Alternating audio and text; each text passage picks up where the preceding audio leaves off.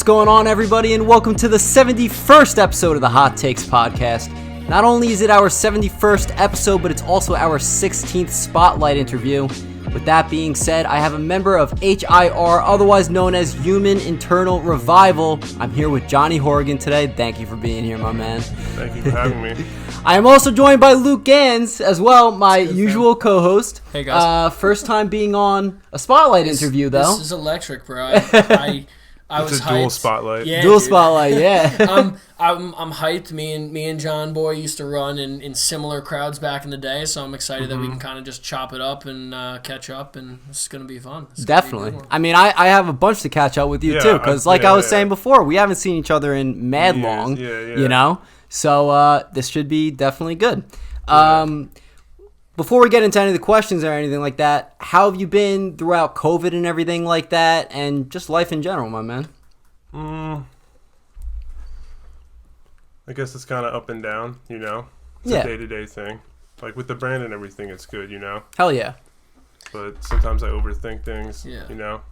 Keeps you busy though. Like, I mean, I feel like since you have a brand, I feel like it's almost like, I know it's like not good to obviously have negative thoughts. Like, obviously we've kind of talked about it with COVID, but Yeah. I think like, I feel like you probably have such a good outlet to express it. And like, I've seen you guys kind of put your stuff out there. So I think it's like, you can almost pour that into your passion with stuff. Like, I know Frank's done it to certain degrees, and I know it probably changes, but like, you know, everyone's dealing with this in different ways. So it's like cool true. creatively to see how people kind of use this and 100%. kind of like work with it. I think for me, it's like what keeps you busy and what keeps you happy and whatnot. You know, when you are having a down day, it's like, all right, let me work on what I've been working on, and you know, it'll get my mind off things and stuff like that. You know, COVID-wise, it's affected a lot of people too. But I feel like COVID gave us free time to do the things that we love even more. You know what I mean? In a sense, That like is a plus. That's a plus. that's definitely a plus. Yeah, like. Yeah. Even though I took a break remember we took that 3-month break from the Shit podcast because you know, my COVID. parents weren't happy, not happy. They were uncomfortable with like having people come to the house at the time. No one is knew what fair. was going That's on. Yeah. And we did like we did virtual podcasts, which Yeah. I'm not like the craziest big fan of, but it did for 2 episodes. And also, your parents weren't uncomfortable necessarily with like people coming. It was more like they also didn't want to like possibly affect the people. It Yeah, wasn't right, Just and like it spread wasn't it just the like, other oh, way I don't want around. those people here. It's Yeah. like I don't want them here because like we could also give it to them. facts. So Yeah, it's yeah. like because You don't like wanna be the cause. that's the thing with COVID, man. This shit's just like wild. Yeah. Like, we don't know what's good, but like it's so odd. yeah. Yeah, even, it's pretty loaded. I think it's also important that everyone's in it together, you know? Like, Yes. just as you were saying that a couple seconds ago, I was like, you're right. It sounds almost selfish to bitch and complain. Yeah. You know, it You know? it is and it Like, isn't. dude, You know. there's some single moms that are out Oh, there yeah. working, you know, Yeah. during COVID, wearing a mask 14 hours a day. Or imagine Yeah. teaching public school right now. Yeah. Yeah. Right. Listen, I think it's like it is selfish. It's not selfish. Like I think it would be selfish if we've done this before. Like if we'd been in a COVID situation where we know what we had done and what we'd been through and what everyone struggled with.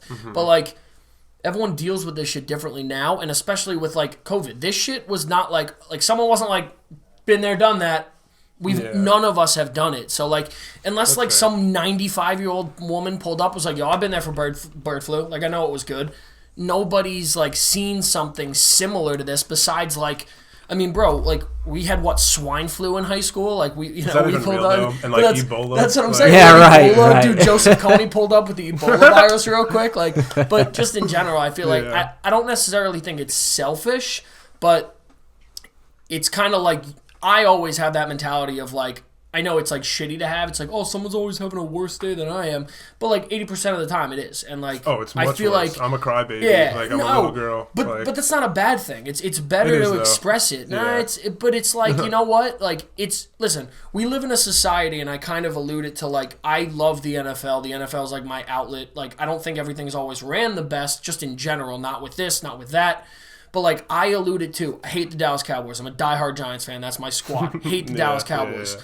But I give Dak Prescott so much love that he came out and as the quarterback, starting quarterback, head of your team, and said, like, I didn't know how to deal with COVID, and his brother committed suicide. His brother killed himself during COVID, so he's dealing with all this shit already, and he, like, came out and got so much backlash from complaining and being like, that his brother died? That COVID. So, your typical, old school, annoying, old white man yells at clouds. What's his name? The stupid... You're getting paid millions. Stephen A. Smith. Who's Stephen A. Smith's old equivalent?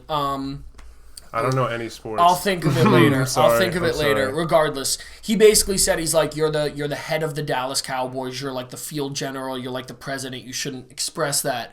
And people went off. So, like, I think the problem is now is we live in this society where, like, we are starting to get away from that. Every dude needs to be this and needs to provide for the family and needs to be that. And it's not a bad thing if you are, but I think we're finally starting to see where it's like, bro, we're allowed to be whiny babies. Like, when I get sick, all cards are off the table, bro. I'm a child. I'm like, please, like, I gag and I'm that little kid in the doorway, like, I threw up. But I think we're in a better place now because it's more acceptable, and that doesn't make you soft. That doesn't make you a pussy. It just makes you like someone that's like you want to actually talk about shit, and that's better because we live in a society that it's not to say it's gotten softer. We've gotten more open. It's like back in the day. It's like, yo, if you hit up your boy, you're like, yo, I'm not feeling it, man. Your boy would be like, you want to play Xbox? Yeah. Yeah.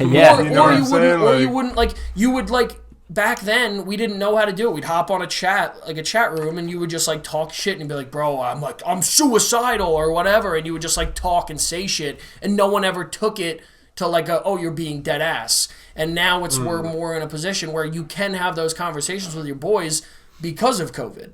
Like, I really do think, like, I've had that conversation with people. I'm like, I'm a national park guy. I love the national parks. And I'm like, yo, I just, like, wish I could go there and just, like, be there. Because, like, not only am I stuck in Jersey, I'm stuck in my house, which, again, is nothing to complain about. I have a home, I have a family. But it's just like you get locked in. You wake up, you do this, you do that, and then boom, do it all over again. So it's like we were living in that. And that was my complaint. I was like, I literally don't, like, my days are the same. I'm doing the same shit. I'm not leaving. I'm not going to the gym. So there was so much negativity that was in my life, and I know we've talked about it. But it's like, I feel like it's such a better place coming out of this. Not to say COVID was a blessing in disguise, but it almost was. Because now we can kind of talk about that shit, you know? So I don't think it's like you being a baby. I think it's just like it's you expressing yourself different than, you know, someone else would. And I give you more credit for that. Because there's other tough dudes I know that are like, yo, bro, what's good? And it's like... Bro, being tough is exhausting. It's like, fucking exhausting. You want to walk, like, how long are you walking around? Like, are you like this around your girl? Yeah, like, exactly. Yeah, right. Like, what's good, fam? Like, yeah, come on. Like, It's bro, not, that's not real. You're just fighting something, you know? You're hiding. Absolutely. You're literally hiding something. And that's the same thing with, like, bullying. Like, bullying, how bullying was back in the day. Yeah. It's like... Look at all the bullies we had back in our, like, all those kids were, like, dealing with something, and that's fine. Like, but it's just, you know, it's proven its ground now that it's like, oh, shit. Yeah. You, like, clearly were hiding something back then. It's no big deal.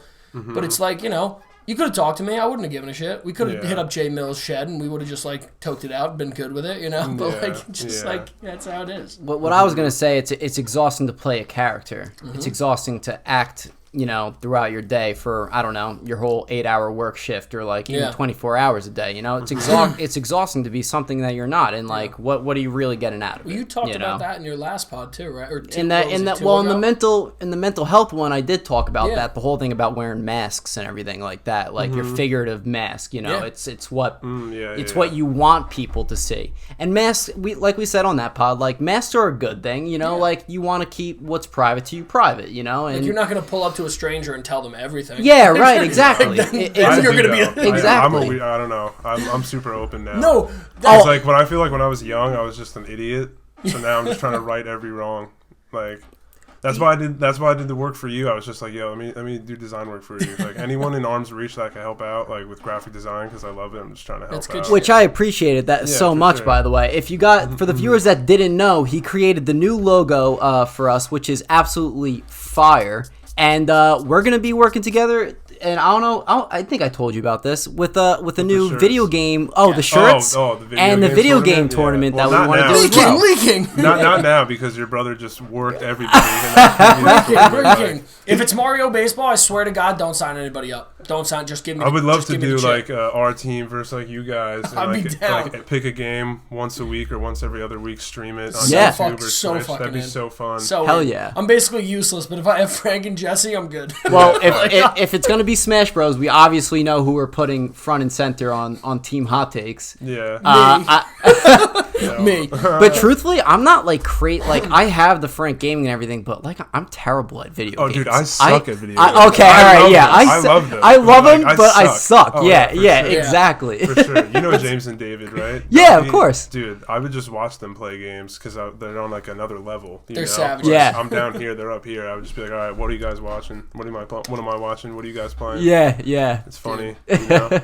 But I'm excited to set that all up in the future and whatnot. And have you been working on the shirts for him? Somewhat. I know what for you the stuff. Yeah. Ones. Yeah, I can do it. It's just like it's weird right now because like a lot of my manufacturing's overseas. So like if I want to get specific things done and get a sample, it's a whole big process, and I have to pay for shipping. Because I get everything done overseas because in America they're just I don't know. It's weird. Even since I've been over there, they've just been like entitled. Like they just showed me a different way of life living in Asia, and then I come back to America and. I don't know. People ask for so much money, and like it's you're just like it's like a stamp next, next, get out. Oh, I messed up one. Doesn't matter. Next. Yeah. Oh, you need this in 2 weeks. Here's 4 weeks.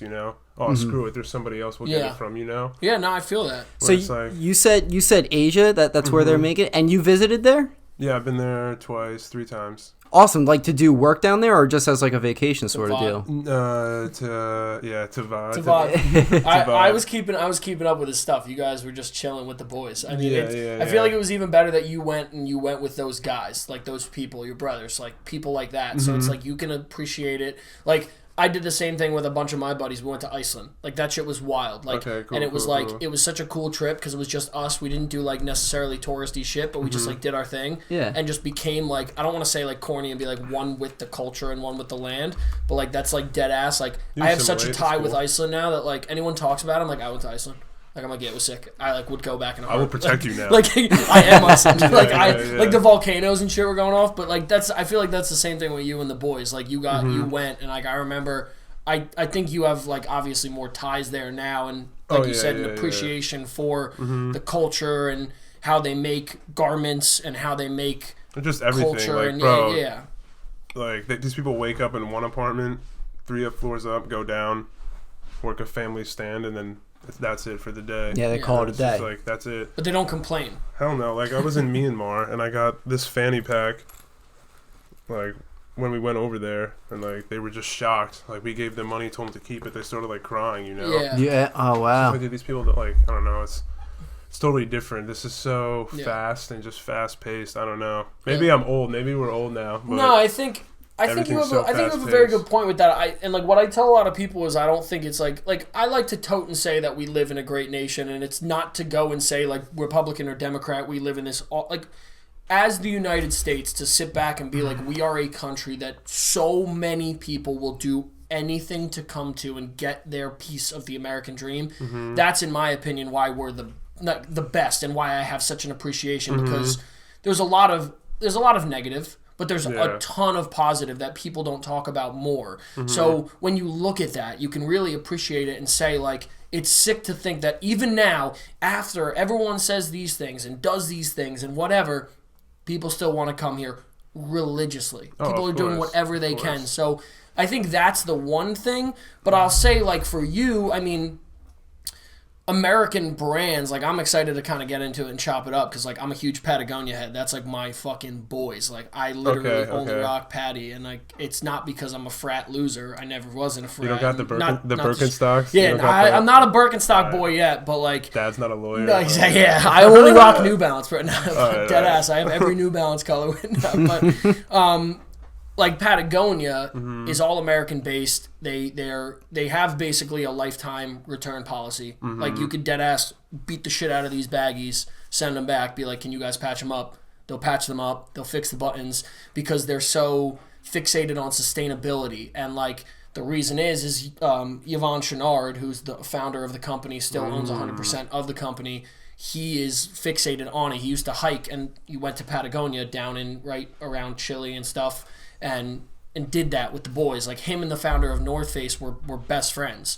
They figured out this, like, we have and we want to make a better product than what was made. So Patagonia, I respect the shit out of them because they're so fixated on like making better. Like they tell you not to waste. Like they literally had an advertisement back in the day. They're like, don't buy this jacket. And it was like one of the best-selling jackets of all time. Because they're like But is that also weird hype though with kids that are just like swag? So swag. and that's like, the problem. On, but the great thing is with them. So like in a new point of news, Patagonia said they're going to stop allowing bulk buys to companies. So you know how corporate bros all have the Patagonia vests? Mm-hmm. They're not going to allow that anymore because Patagonia doesn't want to like feed to a false advertisement of like, they took over the these image. tech bros. Yeah. Exactly, because that's not what they want. They want people that are like fighting sustainability and are pro environment and all that shit. So it's tough. You can get, not to cut you off. No, you can get too big at a point. Yeah, like, you got to play it real careful. Like 100%. You can get too big at a point, then it's gone. Like Supreme is awesome, but it's a tough spot to be in. You know, bro. You got no idea, man. It's a tough Supreme, spot. But like not only that, think about Supreme. Supreme was at a great point. Supreme got to a basis of like everyone was copping regardless. Boom, then they sold out. Not to say they sold out, but they dead ass sold their company. So now like that too, but now also they're like, owned by someone. So now where you could be more creative, and not to say that they'll never not be creative because it's Supreme, they do whatever they want. But now they're doing a lot more collabs with the companies that are under the umbrella of their owner company. So, like, now it's like, oh, they're not, like, going out there and finding some wild street brand. Like, they're not going and doing a collab with Antisocial, not to say Antisocials, whatever. I know what you're saying, just to name a brand. In general, like, they're only doing, like, they're like, oh, we're doing another Nike collab, which is fine, but, like, and they're another Nike collab and another Nike collab. It's just manufactured. It's, like, sick. Yeah, it's like, come on. It's like, give the people, give them something that's different. Like, Supreme is known for that. But I feel like just in general, we're in a culture now of so many people that buy to see the profit. They don't consume to like appreciate. They consume to be like, shit, what's my resale? Like, sick, what can I flip this for? You know? That's scary. It's terrifying. And like, they were like the sacrificial lamb. Dude, like, 100%. They had to die so everyone else could profit off of it. You know, and I'm like it's pretty fucked up. I'm a diehard Kanye guy. Like, I think he's one of the most creative people that we'll ever have in our lifetime. And no, does he say everything perfect? Absolutely not. But, like, that man will just do what he says, and it... Graduation, that's all you got to say. I mean, I think My Beautiful Dark Twisted Fantasy is literally untouchable. Good. I'm excited to see what he does with the Gap. I'm a huge Gap fan. Can't wait. Oh, dude. So Kanye and Gap collabed, and it's a funny story because he got fired from a Gap back in the day. So, like, now, like, literally, like, he has a lyric about it and everything, but he did it, and basically their stock rose, like, 300% because they announced it. And it's coming out in July, I think. Yeah, sometime in the summer. It's so cool because Kanye has made it known that he's like, I'm not here to just produce. I'm here to make products that are not a terrible price point. $220 for a pair of shoes isn't ideal, but like it's doable. And he wanted to make sure that it wasn't super limited. Now, every pair that comes out, for the most part, sells out immediately. But when he went out and he said, yo, I'm going to make it that everybody has a white pair of 350s, like Yeezys. Everybody had a white pair of 350s that summer. Zebras, all these different colorways, they got them. And then he said, he's like, I want to do this more. But Adidas wasn't giving him the lane for clothing. They were like, here's the shoes. You do that. We're going to do a little bit of Yeezy stuff. Like he was doing a little bit of Adidas and Yeezy clothes. And then he was doing his own shit. But his own shit was luxury prices too. So like even if you didn't like it, it was... I mean, I wasn't buying a jacket for $1,000, and it's like, that's no disrespect. Or a piece of loincloth with a hole in it that they call a long sleeve shirt. Like, come on, man. I love some of the stuff that he did, and then some of the stuff I'm like, you were just tired that day. Like, again, I defend the man regardless. Yeah, but it seems weird. It's good that it's good that he collabed with the Gap. You know, 100%. It's minimalistic and it's a good price point, and it's going to get a lot of people in front of Kanye, and again, it's not going to be super out there. So like you could wear it and people aren't going to say it's Yeezy, but then they're also like, then you're going to have the heads that are like, that's sick. Like good shit. Yeah. And I think that's what he wants. I'd be very excited to see what he does. Yeah, I think he wants to kind of transition more away from being like Yeezy, but he also wants to have that bigger impact. Like he wants to be known past his time, not for the, like he wants to be known not for the Red October. Like he doesn't want to be known for that. He doesn't want to be known for dating Amber Rose. He doesn't want to be like he is someone that is the definition of someone that wants his livelihood to live on past and not for the bad things he did or the crazy things he did. He just wants to have an impact in all these different realms. The man literally said he was going to make a gospel album. Guess what? He did. Guess what? He won like 8 Grammys from it. Like, you know what I'm saying? Like, even if you don't like his flow, even if you don't like it, he's doing more than any of the other people are because those people are scared to step out of their realm, which I'll pivot and say you guys are very similar to. Like, you're not doing the Supreme angle. You're not doing the, like, these streetwears brands. Like, you're doing your own thing, which is more commendable in my opinion, you know?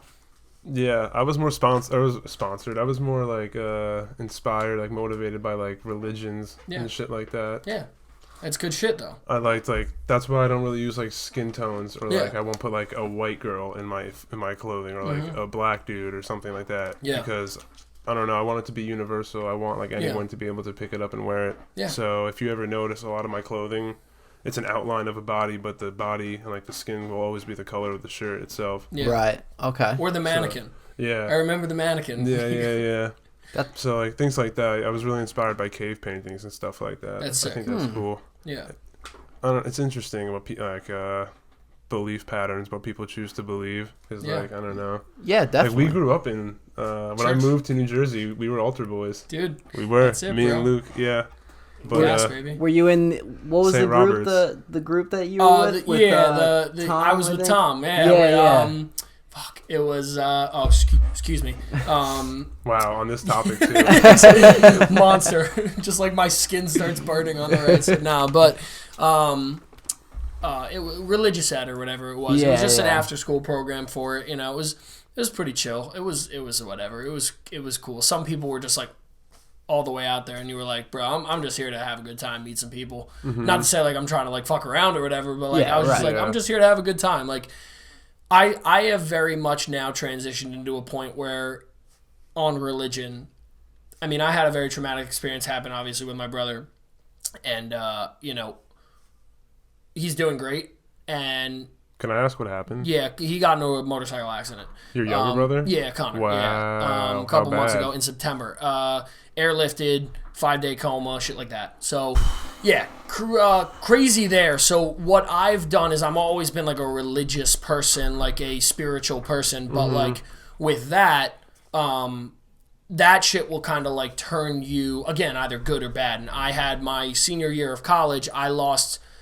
grandpa, 4 uncles, and 2 cousins. Like, so that shit turned me away and kind of had me be like a life is life. There's like no what the why, like what the hell, like you know, like oh my god, like this doesn't make sense. Like my god, you're supposed to be not putting this shit all on me. And then like a couple of years later, like my dad had to get open heart surgery, like shit like that. And I'm like, can I catch a absolute break? Like not to say I'm like I know what you're saying though. So with this, when it happened, again, things happen, like however you put yourself into that situation and whatever happens. And like just during those 5 days of uncertainty is where it really turned me back to not like complete Christianity, but just faith. And it's not just about Christian faith. It's about, and what I've said a million times, positive energy. And like that oneness, you know? Yeah, like, and like, it's pretty important. I knew people that I deadass hadn't talked to in forever that were hitting me up, like calling me. Like I had people that I didn't get along with that were hitting me up, having full-blown conversations. And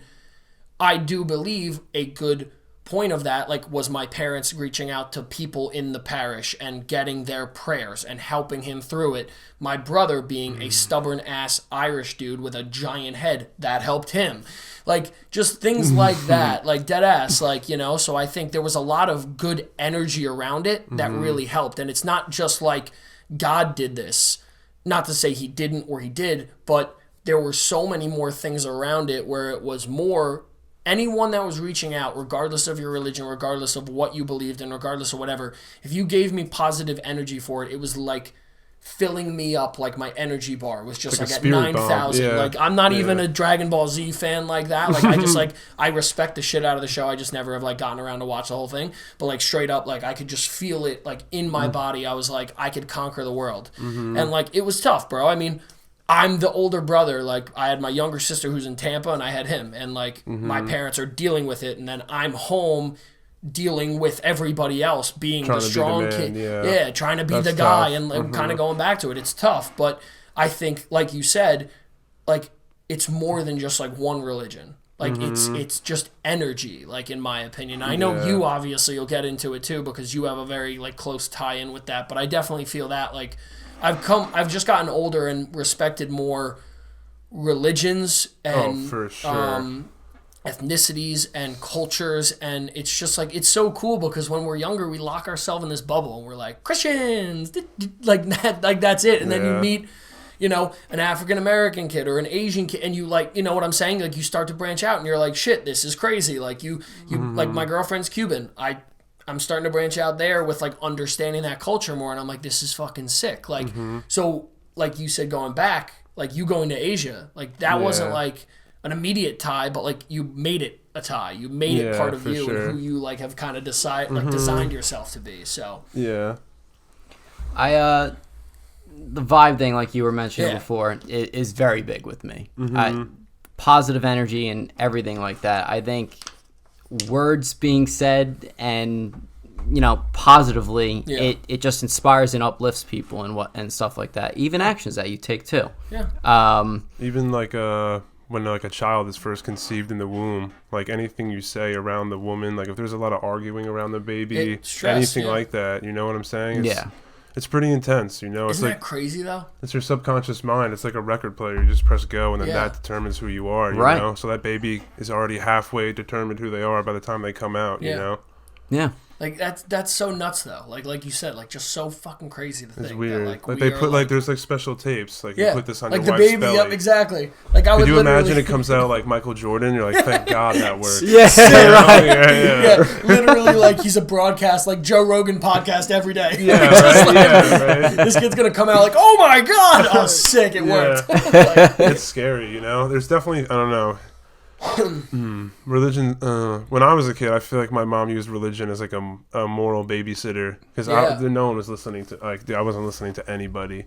My mom was like, hopefully, if I bring him here, it'll work. It'll work 1%. It won't, like it can't hurt. And it'll I love fix my mom. You. It's almost like it'll fix you. Yeah, but or it's just like please God for me, watch over this son. Yeah, he's bugging. You know? Help me out, man. Yeah. But he's like, but at the end of the day, you can play it as like if you believe in God. Look at where you are now. Like God probably, if you want to believe in now, that side I definitely of things, believe in a God. I used to be like atheist, AI, technology, we are man, we're everything. But it just like hits you in the face sometimes, 100%. And you're just like, all right, well, yeah, exactly. 100%. You would know more than anybody. 100%, like, man. It just listen. It's scary. It proves itself, regardless of what it is. It proves itself. Yeah. You know? Like I'm not gonna sit here and be like I am the most religious person ever. I'll pull up to church occasionally because not only does it make my parents happy, like. That's really good. Listen, I'll do a lot for my mom now because of what she went through with it. Yeah, Like could you imagine? It's a lot, you know. How like does she I'm the handle oldest that? brother. Like that's like my parents, that was their son, you know. So boy, that's their middle kid. Like that's the kid that you know, has a different outlook than, you know, a lot. We all have different outlooks, but that was like he was that kid that he lived life like to the fullest. Carter was like Connor. We call him Carter. Like, and eventually he's gonna come on the pod. But like, obviously, he's very not slowly. He's completely cleared for work, which is amazing. He's back like doing his thing, welding, helping my pops out with like the business and stuff. Everything is in such a good spot with it. Like, it's been amazing. But like you said, like that's the crazy thing about it. Like that we all came together and people came together, put that into the world, and like I'll never forget when I got the call that he like woke up and like was like talking to my mom, and like my mom was in the room with him. Like your poor mom was bugging. But you know days. what? Again, it goes to show. I will say, like I'm not saying this in like a negative way. My mom's trained for this. Like I know that's weird to say, but my mom, how religious my mom is, she trained for a this. Test of like faith. this, like not to say it was a test of faith, but like because I lost my grandfather when I was in college, and which was her father. Yeah, her father, and that was a king's death. So he didn't have, we didn't have to rush him to the hospital. He didn't die slowly. He had a heart attack and passed. So you call it a king's death because there was no pain suffered to the family or to him. It was just quick.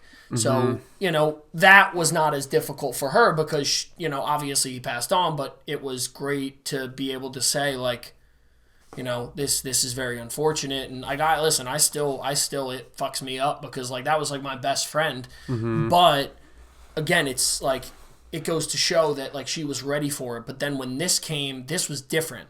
Like it happened and we didn't know, and then the uncertainty of where it happened. Like it happened up in Vermont, so like my brother was gone, like he was far. My parents had to drive up there. Like the uncertainty of when he did come out of it, and then he went to a rehab facility. Like what it would do, like would he be able to? But he was in and out of a coma in 5 days. He was in and out of that hospital in 2 weeks. He was in and out of rehab in 6 days. He was like so amazing. So like in 2 months, speedy he was and like amazing home? recovery. Amazing. Like Yeah. I mean, we're in April now. This happened in September, and he's back to work. Like even at that, like you know what I'm saying? Like just to show. But again, what were his actual injuries? They had to remove a part of his skull to let the brain swell up and then go down in swelling, and then they had to put a titanium plate out afterwards. Yeah. So, but God damn. nothing else. So again, it goes to show. And he was riding his motorcycle, and What hit him? so he took a turn too fast. He was coming up a hill and he had to make the turn. And he just lost control and hit the ground or hit a car? Lost control, and in Vermont he went over it and fell onto the grass, and that's another part of the faith. I got to see where it happened. It's like hard to describe where because it's like a weird road. Like you come up to a stop sign here, then the road goes down this way, and there's a main road here. You come up to a stop sign here, and it can go down and it can come up. Yeah. And where he came to it, he lost control. He hit it, and again, the faith makes me believe he cleared 30 feet into a grass patch. Like that's amazing to me. Like just to go and see terrifying. where it, and like I could see where he hit, and then I could see where he landed, and they had the outline of him. And just to look at it and see, like he had like scuff marks on his one leg or whatever, but just to see the fact that he cleared it, it like literally gives you that spiritual energy. And then the first 3 people on the site were an EMT, a paramedic, and an off-duty firefighter. And then the woman that called across the street in to 911 to say there's been an accident called a dispatcher. The dispatcher was the mother of one of the kids that my brother was friends with up there. So she got off the phone after the dispatch, called her son and said, "Are you guys riding right now?" He said, "No, but Connor's on his way here." And that's how we That's figured some it all simulation out. theory. So right there. That's some simulation Anunnaki. you know what I'm type saying? shit. So again, it's like all of those things to happen do make you straight up go like, okay, There's something like, bigger. sick, like Figure out work. It's like a song we all have heard, but we can't name. You You know what can't. I'm You're like, saying? it's like shit. It's on the tip like- of my tongue. But dead ass. I mean, that's how it was. And again, I hope he will one day want to like actually tell his side of the story, and then how he's recovered from it and how he's been from it. That's just the summed up version. But that is a testament to my faith. Like that is how I've kind of come to that conclusion of like, I'm gonna have bad days sometimes where I'm gonna be like, what the absolute fuck? But then I'm also gonna be able to look back and be like, you got me on one though, bro. Like, like I owe you, I dead ass owe you. So it's the spirits behind it, and it's that energy behind it that comes into everyone. And so many different people stick their hands in it that it's not just like, not to say it's not just God, but it's not. It's just energy. It's just everything around it and creates like an orb of light that just deciphers into everything else. So 100%. I've definitely had some times where after I was like, I'm not religious, but thank you, God. Yeah. I honestly would be like, why did you help me out there? Like, how did I get away with that? How did I not get in trouble for that? Like, like how did I'm not going to incriminate myself, but just like I'm not going to say anything. But like, my God, so stupid. Thank God it like I don't know what it is. But that's life, man. That's the cool thing about it. The life we're living, like, you know. At least I learned from it. That's the big thing. That's the biggest thing. Look at where you are now. That's. I give you more credit because you're able to come on a podcast and say, like, even regardless of the viewership that we have and, like, how many people look at it, it's there now. And, like, you're able to be like, yo, fuck it. Like, I wear it a badge of honor. Yeah. That's commendable. Because people don't want to do that. Because, like, dude, growing up, I was just questioning everything. Just like, yo, what? Just like you said before, like, I was looking for real shit. I was just looking for something real. Like, even playing in the band with James and them, I'll never forget when one or two of our teachers came to our show, and I was just like, it's over. I'm never doing this again. Like, I couldn't believe it. Yeah. Like, I was like, I'm playing this music to get away from this. And, like, they're just like in the back, like, huh? I was just like, oh my god, this is probably an immature way to handle it, but I was just like, I want to throw my bass guitar at you. Yeah. Like, well, it's not necessarily so immature, but it's more one thing you probably that escape look at. That we were talking about, like, yo, I'm looking for an escape here. I have to sit in school all day. And you probably look at it too, and you question. You're like, okay, what are your intentions? Are you here because like you're actually like, yo, what's good? Like, he probably thought he was probably, wow, young kids playing music, that's pretty badass. But me just being a punk loser was like, get out of here, get out of here. Like, you know what I'm saying? You're not punk rock. I mean, like, you know what I'm saying? Just like, I feel you. I mean, like, I always messed with like Mr. Mail about that because like I thought he was like a goat with it because like he was legit. Like, he's someone that was like, yo, Yeezus is a fire album. I'm like, yo, I don't fuck with you now, but like I might fuck with you down the line. And like now that I listen back to Yeezus, I'm like, yo, you understood something. So like, funny. But I feel you on that. It's like, yo, it's like that's your escape, and you're like, what? Like, why? Like, no. Like, this is my thing. Yeah. Please, like, let me have my thing. And I'm also I don't know. I was just like, damn, you're gonna invade the one thing I want. It's ruined. The one thing I love. That's like, an immature way to do it. Yeah. But like, I don't know. Well, you were pissed at the time. I mean, if I would probably be pissed too if I was feeling that same way. Someone pulled up to the podcast and they just watch. It's like, yo, this is my escape. Please leave me alone. Yeah, also, you're supercharged because you're 15. I'm failing school all the time, and like, I'm like, bro, no. I'm last thing you want to see is your fucking teacher. I'm failing every class. Yeah. Like, I'm handing in math tests blank. Like, why are you at my show? I thought we were enemies. You know, exactly. It's like, I can't handle this at 16. The system, like, exactly. The system that you knew, you're like, why is this? Like, why are you doing this? Also, like, pretty tribal. Like, it's us here playing music and being young, it's the squad, and you over there. Yeah, teaching us math, old fool. Yeah. And then you get older and you're like, oh, it's just a guy trying to just a dude. Just a guy trying to make money. Now we're at a spot. Now we're at a spot though that like we have friends that are teachers and we're like, oh shit, like oh damn. I was a dickhead. Sick. Like we were pieces of shit. Oh like, yeah. Nice. Like we're the worst. Dude, for real, it's so bad. I think about that probably too much. But you know what, man? It's like it's a thing that I always say though, like you can be, like, I think you're doing it in a very positive way where you're like, I'm going to not, like, right your wrongs, but, like, right your wrongs in a sense where, like, almost like the book, like Winter Soldier's book where he's, like, crossing out the names when you, like, make amends with someone. Yeah. Oh, I would love to do something like that, but they would be like, you're a freak. That was 7 years ago. That you know what I'm saying? One of the like, sickest concepts in a show, though. I thought it was really thought out, and it was such a minor detail of, like, so Bucky Barnes, like, are you a Marvel guy, kind of, or? No, you guys, I have a white belt. You guys are elite black belts. Winter Soldier was boys with Steve Rogers, Captain America back in the day. Winter Soldier died on a mission. Then they straight up they scooped him up. They're like, yo, you're a bad guy now. You're Hydra. Brainwashed him and everything. Brainwashed him, made him like a killing machine. When they finally made him good down the line, he made a men's book of people that he wanted to like right the wrongs of. And in the Falcon and the Winter Soldier, like in the first episode, he's hanging out with this old grandfather, and like you couldn't figure out why, and you find out it's because he killed the grandson, and he's trying to like be able to tell him like. But while he was under the other control of H.i.R. or whatever, like while he was under control of H.i.R., he killed it. Yes, he killed it, and it wasn't a mission. Like was it like a mental thing though? Like he was like mentally blocked and like couldn't like consciously make a decision. Yeah, it was literally in a sense. Like the grandson was like he was just like a witness of something he shouldn't have seen, and that's why he died. Winter Soldier literally pulled up, and Winter Soldier was completely brainwashed. Where he would, do you remember the words or no? Like I don't want to butcher it. Like the words of who? Of what would start him up? Oh, it was so like basically it was like 7, 25. Russia, Homecoming was Steel, one of them. Homecoming. Yeah. They would say all these things, and it would turn him on. Like, oh shit, here we go, and he would become the like Winter Soldier and kill whoever they like assigned him to. He basically like waxed a bunch of people in like a hotel, and this guy was just like an IT guy at like a convention and was like, fuck, I gotta get in my room. And Winter Soldier was like, I'm gonna murder your face. Killed him.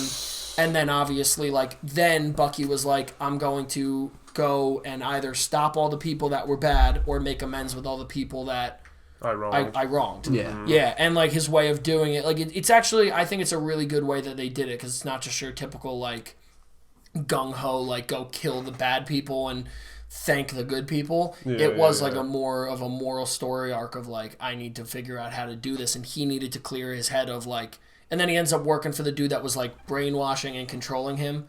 So like they break him out of jail to help them, and then he's like, you know, it's a cool arc. But like just to kind of talk about that's like a making of amends thing that I think is a really cool concept of like having your book. Like I have a quote book. Like I write quotes whenever I like see a good quote or something. I'll like write it down, and then I write it in this book that like my grandfather gave me. And it's like I like don't open the book, but if I need to, I like look in it, and it's just like quotes that have like had an impact on me. And no, 80% of them are not Star Wars quotes, Frank, but 80% of them are Star Wars quotes, but whatever. But just in general, like those are good ways to kind of go about, like you said, like making that amends, because we're at an age now where it's like we're not those punk teens where we're like, shit, dude, like fuck the society, but we're just more aware, and we can question shit on like more mature level. Yeah, more intelligently.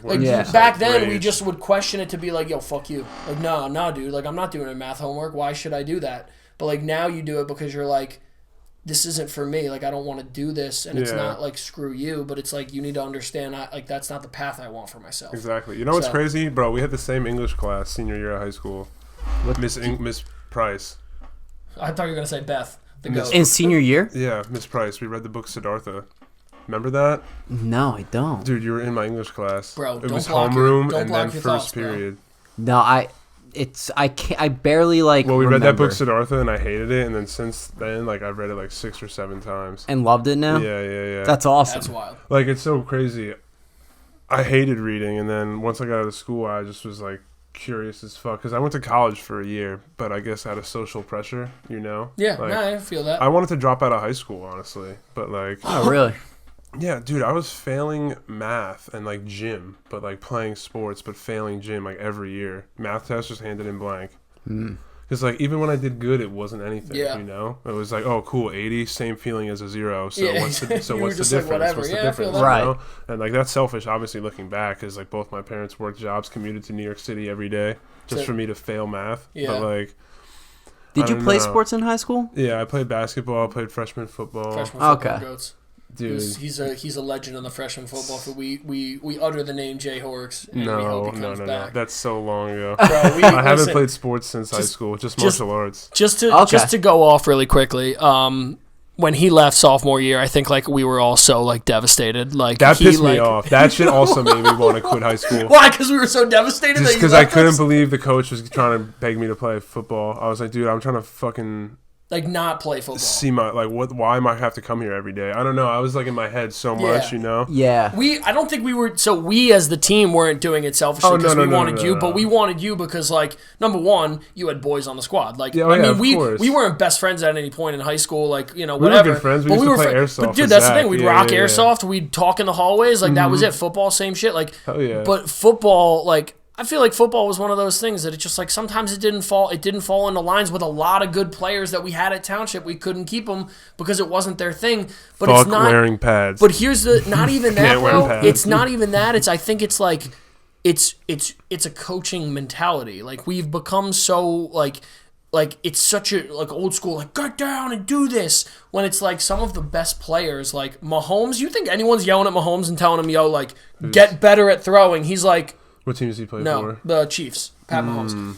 Oh, okay. But one like literally like it's only his like third year playing like professionally. He won the Super Bowl last year. Was in the Super Bowl this year. Oh, he's Kid's the young an dude, right? Stud. Yeah. Okay. Like Cool, with the sick fro. Yeah. But just in general, like no one yells at him, and like it's about your coaching styles. And I think we did not have the right coaching. Like not to shit on anybody, but it's just like we didn't have the right infrastructure. If they're hearing this right now, it's Luke Ganz talking that shit. No, I actually weirdly enough, I have like a decent relationship with those people. Like I've seen them afterwards, and they like actually have like a decent conversation with me. I'm like, I didn't even think you knew who I was. I was a special teams all-star. like, you knew my name? Like, sick. But Small just world, yeah, exactly. Oh, whatever. But I feel that though. It's just like high school was one of those like weird times of like just trying to figure myself out. And Yeah. I had 2 grown men trying to get me to play football. And like, dude, I was like, I don't know, I was so mad self-conscious. I was like sweating in school and shit like that. I'm like, can you go away? Like, I wanted the least, like, I don't know, like, you didn't want the spotlight of it. yeah, Of like high school, like varsity jackets and shit like that. Yeah, like, where- dude, I'm trying to skip school and smoke weed and hide in my head. Yeah, like, yeah. It's probably unhealthy, but it would have been a sick varsity jacket now because I know you would have turned that into a fire piece. Like I know you. Oh, dude, I would have graffitied the fuck You out would of have it. chefed that been thing up sick. so Yeah. wild. Fuck out of I it. would love to see that thing in a fucking museum. I would love to wear that. Imagine my mom probably still has it. I'd have to find it. That's hilarious. That's You just mad threw it in funny. the I might closet, do you're that like, actually. Send yeah. me all your varsity jackets. Anyone that has a Freehold Township varsity. Yeah.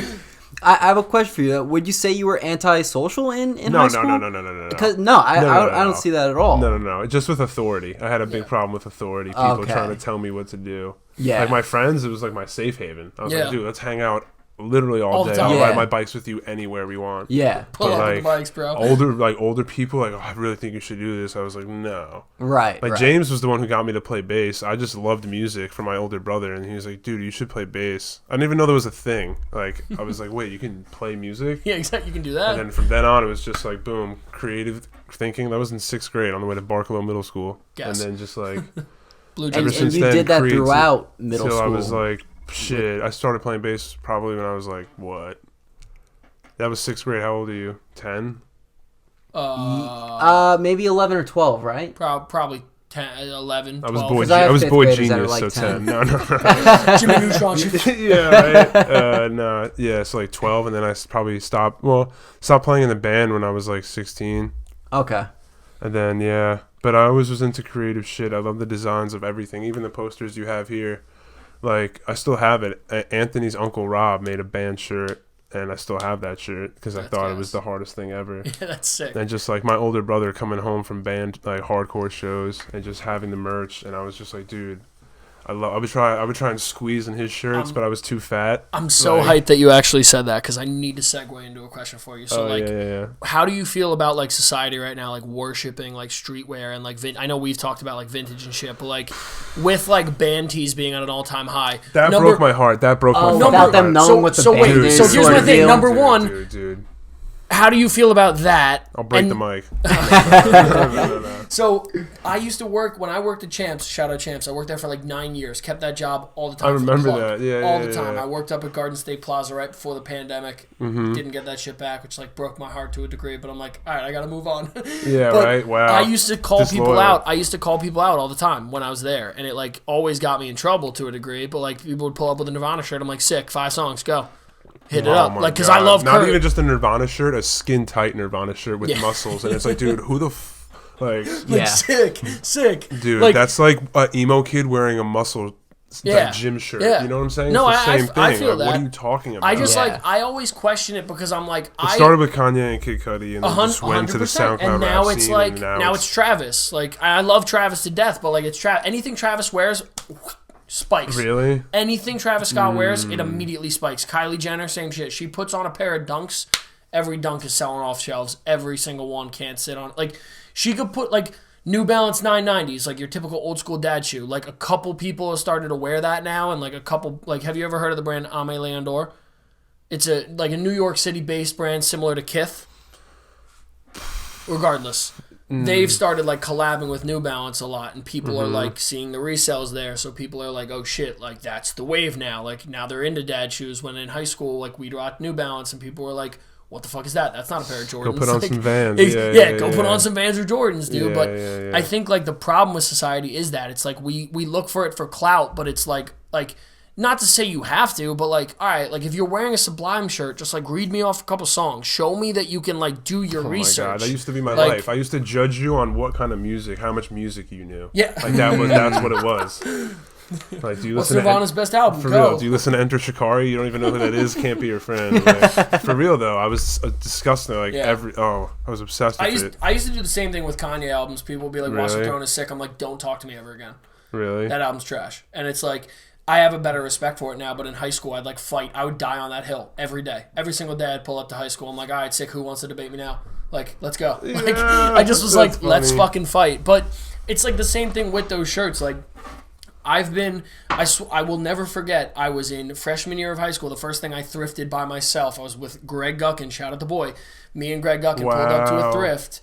And I copped a Latrell Sprewell Knicks jersey. I'll never forget where I copped it. Dude, do you have that? Still have it to this day. What size is that? It's a large, and I'll never sell it. Dylan Burns has tried to cop it off me a billion times. Don't worry. Shout out Dylan. But that's the thing. I've tried to put myself back into that mentality. Like, I'm wearing a John Cena shirt. I loved John Cena back in the day. Hate John Cena now because like I still love wrestling, but like. Mm-hmm. I only hate John Cena because he's been so diluted, but back when I used to fuck with him, he was the best. So I'm like, yo, I'm going to cop a vintage John Cena shirt. Yeah. But it's like, use those things to like shoot yourself back into that, like, you know, like that reality. I've been to a WrestleMania, so I cop that shirt now because if I had copped it when I was that big, it'd be a fucking medium. Now I rock with an XL, and I'm like, sick. I can rock a fire shirt. Mm-hmm. Like, so I just think it's like people are clout chasing now. Oh, it's 100%. Like, that's what sucks. It's like, bro, just wear what you like. Yeah.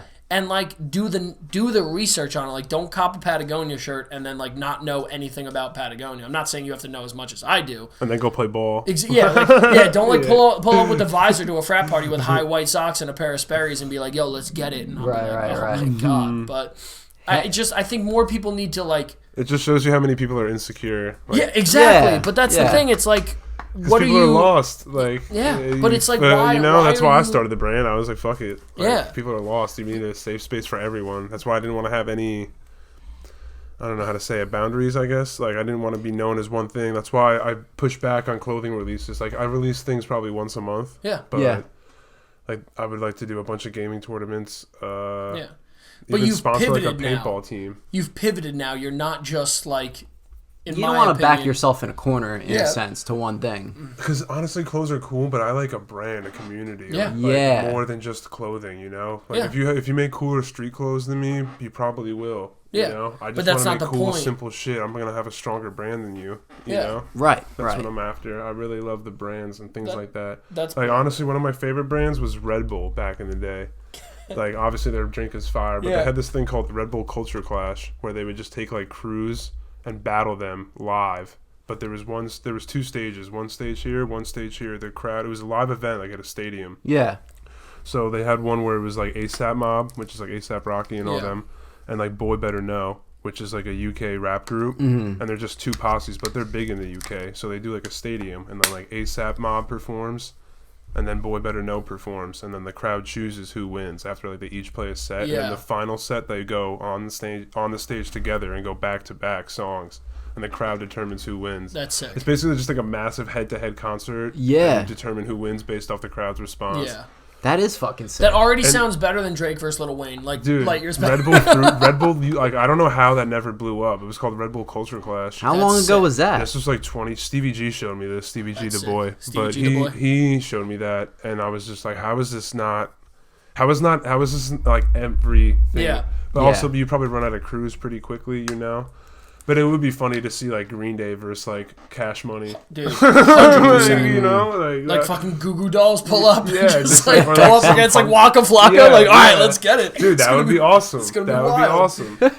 Like a celebrity death match on steroids, like, dude, except no one dies. Like, yeah, right. I just love things that are just like no boundaries, you know? Yeah. Like, and if you start something like that, then that's all they will know. You know, if I just push the clothes now heavy and then I start making a gaming thing, they'll just be like, oh, this corny brand is just trying to make a They're trying to pivot to gaming. Like, why? Like, now that it's relevant. Yeah, I feel that. And like, I also want to start like a live blog that people can write on, but I'm just afraid if I let people write anything on the internet, I know exactly how it's going to go. Yeah, it could definitely get a little messy. For sure. And I don't want to just be spending all day on messages, delete. Yeah. Delete, you know, it's kind of annoying. What if you made it like a locked blog? You only let certain people in a sense that you know you could trust and whatnot. You could always make or is that not what you were like? You could always make like well, they do have a Discord. I do have a Discord, yeah. We use it somewhat. I wish people would use it more. Yeah. I mean, if I were you, I would just use it more. I would just like, I would say that's like Discords are almost now your blogs. Like, I would use it as I'm also starting like an editorial page through this kid sick. Paul I met at the pop-up. And also like, fuck it, I'll say it. We just got like another pop-up stand in May in Hoboken. We've been doing this market thing. We did it good in April. Did it well, I should say. It was like 11 to 4 p.m. or so, 5 hours. But it was good traction. They sell like jewelry, random people sell like desserts and whatnot. And people walk through because Hoboken doesn't really have cars. Right. So we did good in April, and then they just emailed me earlier on the way here, and they told me to come back in May. So we'll be there in Hoboken in May. When you make your stand like that, how big is it? Ours, 10 feet by 10 feet. You can make it dope. Ours was shit. I wanted to go home. Could you have like music playing and stuff like that? I don't think so. Oh no. No, because I think the problem is there's other vendors, so it's like not that you don't want to, but like you don't want to be rocking like Waka Flocka, and then like the next one over is like a bakery stand. And it's right. Which is fine, but like exactly, just like Pete and Elda's Pizza Shop is just like chefing something up in the corner, and you're just rocking with like even, like Megadeth, like you know, just. But you can get a tent space. I want to get like our own tent. Because they have music that plays there, and it's pretty calm, you know. It's a lot of, like, couples, like, new couples that are just living on their own, walking their dogs and whatnot. Or just people out for, like, a brunch kind of thing. Yeah, it's super chill, you know. That's really cool. Yeah, so we got good foot traffic. I was surprised, because I thought, like, Hoboken was kind of bougie, but...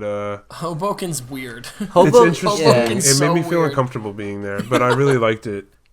It was cool. Yeah, Hoboken is such an... like, I work in World Trade Center, and I commute way too often, and, like...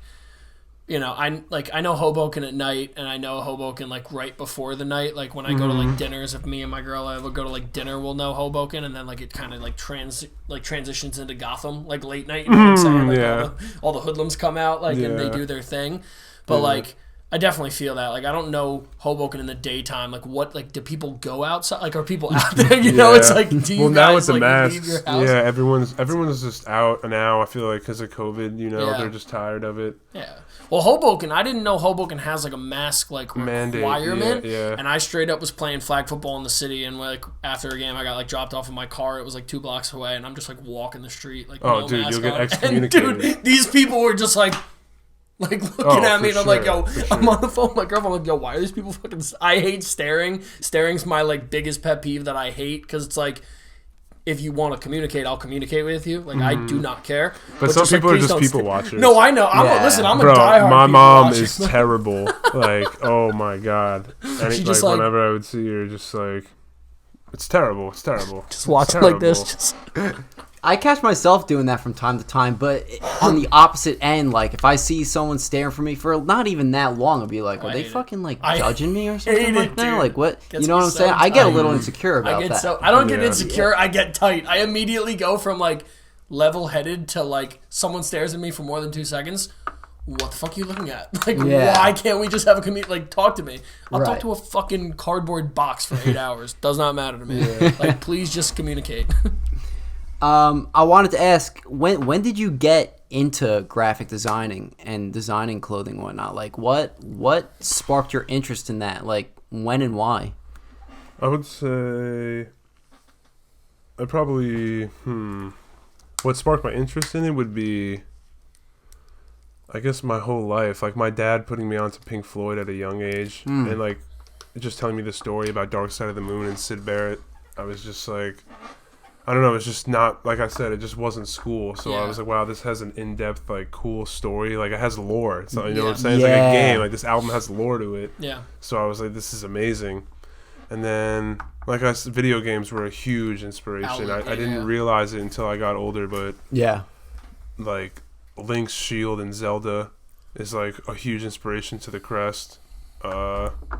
Like ancient cave paintings and just like watching James play Shadow of Colossus. That game for PS2 back in the day. Like, it's fire. The game is just like I didn't realize it until I got older. I was like, wow, that shit was so motivating. And just like where I really got like my designs from, like that washed out, clean, just like natural palette colors. Yeah, right. Isn't it crazy to think like? Sorry, really quickly. Yeah, go ahead. Like, isn't it crazy to think just like where it comes from, like where we draw inspiration from, just in general, like. Just like you just read off 10 things that have no out of me. And it's not like that's not an insult. It's like it's sick to see that your concept for something wasn't like, well, I thought of Supreme and Foot Locker you know, like just in general. It's not like you just were like I meshed 2 brands that existed. I didn't know clothing until I was designing for a bit. Yeah. Like I said, I wanted to build an organization like the CIA that just had merch. You know, like I wanted to be able to like have events and have ties in the music industry because as I got more into graphic designing, I started meeting music people. But yeah, so I was growing up playing in the band, and then it just everything I would see, like the Blink-182 reunion tour shirt. I remember that with the black, with the yellow writing, and then the blue and the pink, the hot pink on it. I was just like, this is unreal. Yeah. Just like that kind of merch, just seeing the merch at all the shows and everything like that. And then I would say I went to college for a year for business, which is a joke. Like, had no idea what I was doing. I just saw people doing the same thing every day, and I was just. I don't know. I have ADD, like ADHD, ABC, 1, 2, 3, all the all the good stuff. Yeah, I feel you on that. And like I'm not taking medication, you know. So I just was like, I can't go to school. I can't keep going away to school. I went to some school in South Carolina. It was alright. The school wasn't bad, but I just feel like Coastal. Yeah, I was just the problem with it, you know. Like education's good wherever you go. It's what you make of it. Yeah, of course. And it's also like.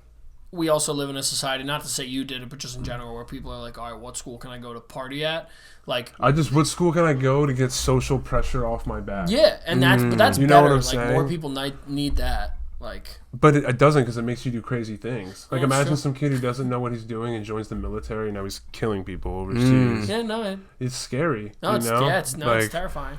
Well, it's like, because it's interesting to see like where you pivot to and like why you pivot to it. Like there's some people that are like, I have family in the military. I want to not like kill people. I want to protect like our country. But then you also do have people that are like, all this shit didn't work out for me. I want to be a cop. And not to say everyone is like that, because again, I know more good cops, I know more good military people than I do know bad. But it's like we live in a society now where we have to question, like, even the business people. Like, are you actually interested, or do you know you're just doing business because daddy or mommy has got a 401k set up for you and you're ready to go into a position that I am more deserving of? But you know what I'm saying? So it's interesting to see like where as a society, like I went to school to be a guidance counselor. I was a humanities major. Like I straight up same way as you. I hated reading, and then I went to like reading Greek mythology, Viking shit, all these different pieces of like literature that I'm like this isn't even just like your normal books. I was not reading anything that people would have been like, I've read that before. Like I was reading Don Juan, like all this shit where people are like, what? Like I read like tons of Norse mythology books, like all these different things with Helena and like all this shit, and people are like, what? But I did it because it was the study of people. It's the study of like, when I tell people humanities, everyone's like, oh, it's a joke. I'm like, I bet, like, but like I know why we as a society do this now. It's because we've done it before. Like everything that's happened once is now what is reflecting off of back in the day. And like I don't even use it that much anymore now because I'm in a business role. I'm in a sales role, so like I don't use it like how I like to. But I think it helps enhance me. Subconsciously can, and it helps enhance who I am and like my creativity. Like I like to vintage shop. I like to buy just shit. I like to just like be creative. Like I know we chopped it up a little while ago, just like me being like, yo, like what about this? Like that's made me more creative, and it gives me like a satisfied like feeling of like sick. I don't just have to be Luke the sales guy or Luke the guy that everyone knew for like rolling up back in the day. Like I don't have to be those characters. That's a good thing to get known by. Yeah, no, it's not a bad thing to go by, but just like in general, it's like it's just like so crazy to think. It's like, you know, why did you get to that role of like why did you go for that? Why did you become a cop? Why did you become a doctor? Why did you become a teacher? Is it like just because you were like, yo, benefits, baby? I would rather die. Yeah, exactly. Like I can't do that. I just made an oath to myself that like I don't know. So here's what happened. I left Coastal, go to community college, take graphic design, sign up for graphic design. Yeah. Get 3 art history classes. Like what? I'm paying for these. Right. Drop out, get Adobe, and then 10 hours. Like I have an addictive personality, so it's really bad. Like well, on that, I would say it's a good thing. But dude, like some things it's bad. I'm telling you, like smoking, other shit, like selling shit. Like this is bad. Yeah. But with this, it was good. So like 10 hours. If I could smoke a blunt and graphic design for 12 hours a day, it's on. Yeah. I'm going to do that every day, all day. But that's sick. Exactly. So then it just kind of like everything I was like taking in my mind, like with that subconscious mind I was talking about, all like the graphics and everything I loved. As soon as I started graphic designing, I knew what I wanted, you know? So it was just like pouring out of me. It's just like watching YouTube videos, like hours would fly by. I felt like a video game. Yeah. Do something you love, you'll never work a day of your life. Yeah. You know? But it's like a slingshot, you know? Like my whole life, it was just like back. And then finally, once I was like, wait, you can, again, like. You were waiting to let go of the slingshot, facts. 100%. I didn't even know you could really graphic design, just like I didn't know like you could play bass until James was like, yo, get a bass, we can just practice, we'll play in my garage. Yeah. Like my friend Dylan was the one who was getting me into graphic design. He was like, yo, like I'm trying to start this brand, like you should get Adobe Photoshop and Illustrator. And then I was like, all right, word, I'm going to take graphic design. Yeah. That's when I dropped out and just started doing it every day. And we're still pretty close now, but he doesn't really design like that. I wish he did. His shit's so good. It's always the people that don't take it seriously that are God sent. Like, you know? It's like a curse. It's tough because like I was never artistic. I could never draw. Yeah. Like I loved music and I love the graphics, so I have to bust my ass to make a good design, you know? Yeah. But some people can just like my brother is like an unreal artist, but like he was the one who got me into music and played the drums when he was a kid. Yeah. But like as he got older, he wasn't really into music, but he could just sit down and draw something crazy and just be like, here you go. Exactly. And you're just like, dude, what the fuck? Some people are so talented. Like I think you're Ray Sampang from high school. Oh my God! I follow Ray on Dude, IG. Ray is so talented, but I don't even think that's his like primary source of like income. I think he has another professional job, but like he is more channeled towards it still. But it is so funny to watch that some people are so good at shit and they're just like, eh.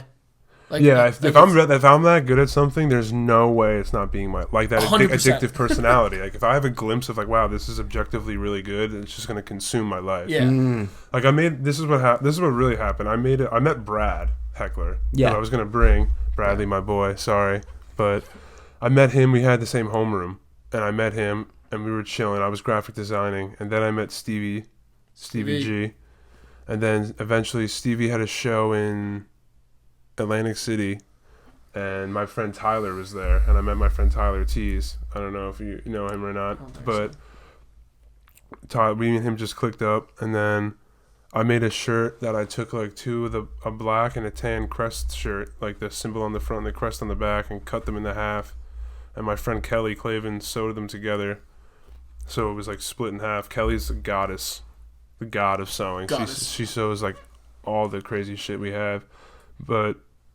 I gave it to my friend Tyler, and he went on tour in Taiwan. And then this guy, Kaku, randomly just messages me, and Tyler randomly texts me like, yo, you want to live in Asia? Like, this guy saw your clothes. He saw that split shirt you made and all the other shirts you gave me. Let me preface this by saying, from when I met Brad to when I met Stevie and Tyler, that was like a 3-year span. So, like, I probably started graphic designing at 19. Okay. Yeah. 18. Yeah, went to college I finished the year down south, and then at 19 I dropped out. And then by 21, 22, I was in Asia, just like doing graphic designing for my friend Tyler, who was an EDM DJ, and then other people too that were in Asia. My boss Kaku just like put me under his wing and was like, yeah, come through, you can stay with me for a couple of days or stay at the studio and then get an Airbnb. Yeah. And like, dude, it sounds crazy, but like the worst part was like 16-hour flight straight. That sucked. But like, dude, I ate 2 brownies and I literally was like, there you go. There you go. But I woke up and still had 11 hours, like 10 hours. Oh, that's like, terrible. Like dude. Cotton mouth so bad. It's like, yeah, for real. You're like, yo, am I there? And then you look, shit, it's 1 o'clock. Like, you know how they have that map? It's just blue. Like, and a dot just of the plane. ocean. Yeah, I was like, dude, this is fucked. Oh my god. So that logo that you designed, the half crest and everything like that, and it got stitched up, that's the logo for H.i.R. right now, right? Yeah. That's amazing how it just came up like that. That's sick. Yeah, that was like one of the first shirts I made. I just studied cave paintings. I was like, I want to make shit that like if an alien saw it, he'd be able to rock it in some weird realm that he lives in. That's sick. It's just symbols and crests, you know? Yeah. And especially being over there and traveling, I noticed that Nike's popular because it's just a symbol. It's just a logo. Yeah. I noticed that a lot more people would just wear the Nike logo or just the 3-stripe Adidas logo more than they wear the word Nike or the word Adidas on overseas, you know? Yeah. Because it's just it's just one more layer of separation between whoever's making it and the person using it, wearing it. Yeah. Would you say it was you, Stevie G, and Brad that came up with H.i.R.? Oh, no. It was just me. It was just you. Yeah, okay. It sounded like it was just you when you were talking talking before, but I wasn't too sure. I was just giving them that's... clothes because they were people that were like playing. My friend Brad and Steve played shows like demons all the time. Yeah. One time we were chilling on Brad's driveway, hitting his bong, and out of nowhere, he just gets a call to play a show at 11:30 at night. And he's like, I just never forget. He's like, "You down?" Like Brad's like looking over, and I was like, "Yeah, let's do it." And we just drove to the city. And he DJ'd and we got home at like 4 a.m. Yeah, dude, that was an electric lot where Brad used to live. Brad, Brunetti. Oh my god, dude, that's. I didn't know Brunetti lived over by there too. I went to Brad's house a couple of times. Not to shout out anybody in that development, but that was a the block. The temperature was up. The temperature was up. Yeah. Brad's a fantastic DJ too. I think I want him to drop more music. Brad knows. Shit. I don't even have to say anything. He knows I'm on his ass. Is he a perfectionist? Like, yeah, dude, he's a freak. He's a freak. Yeah. He's so. I've seen him shut down parties. Like, it's a shame. Like, he knows. I don't want to get on his ass. He knows. I talk to him all the time. Alert. Yeah, I talk to him all the time. But yeah, there was a time of separation. Like, basically, I was making clothes with my friend Dylan. We were doing this one brand, pushing this one brand. That kind of phased out, and then I was like, all right, the next brand I'm making is going to be my life's work. Like, I was like, there's no ifs, ands, or buts. Yeah. Mm-hmm. Originally, I made the logo and crest right away, pretty quickly, because I was looking at like old cave paintings and just like mixing and matching them together, changing colors, reshaping them. You know what I'm saying? Yeah. I use Photoshop a lot. I don't really use Illustrator. But I didn't come up with a name for a while. I wanted to not have a name, or just not have, or just be H.i.R. But then this girl had an issue with it that makes jewelry, because I think she thought it had something to do with like a gender thing. You know? Like her. Mm-hmm. Like Yeah. But, like, because I had the name Human Internal Revival from the Branch Davidians in Waco, Texas. Like, David Koresh, who was the leader of them. Documentaries on that. Had Human Eternal Revival. And I wanted to just, like, as an ode to them, because, like, the federal government killed them all. Like, ATF and all those forces killed them all and said that they shot first. But, like, there's a video of a helicopter shooting them first, and they just opened fire and killed all of them. Isn't the story, wasn't there, like, a flashbang that, like, went off or something, and, like, that, like, scared, like, I think, like, the feds, and, like, the feds were like, oh, shit, and, like, then they started... Well, they also shot a helicopter into a building first, and then they were like, they poked their head out because they're like, yo, you're shooting at us. Like, it was a long standoff. It happened for months. Yeah. Oh shit. It was like the longest standoff in American history. Mm-hmm. Like, why have I never? I think I've talked about the show during quarantine. The show was Waco, like relevant. Right? Waco. That's what that show's about. What it's about, Waco, I need to Texas. check that out. Yeah. I never watched that. I watched the old documentaries. The old doc is really good too. I just loved. Yeah. Like, that's so cool. Like this. Well, I mean, it's not so cool. David Koresh had like 6 wives and was mad sus with things like that.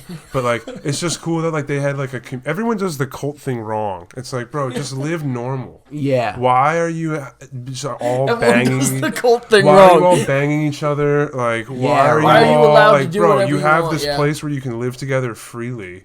It's like, is that human nature to just do freaky shit? You know what I'm saying?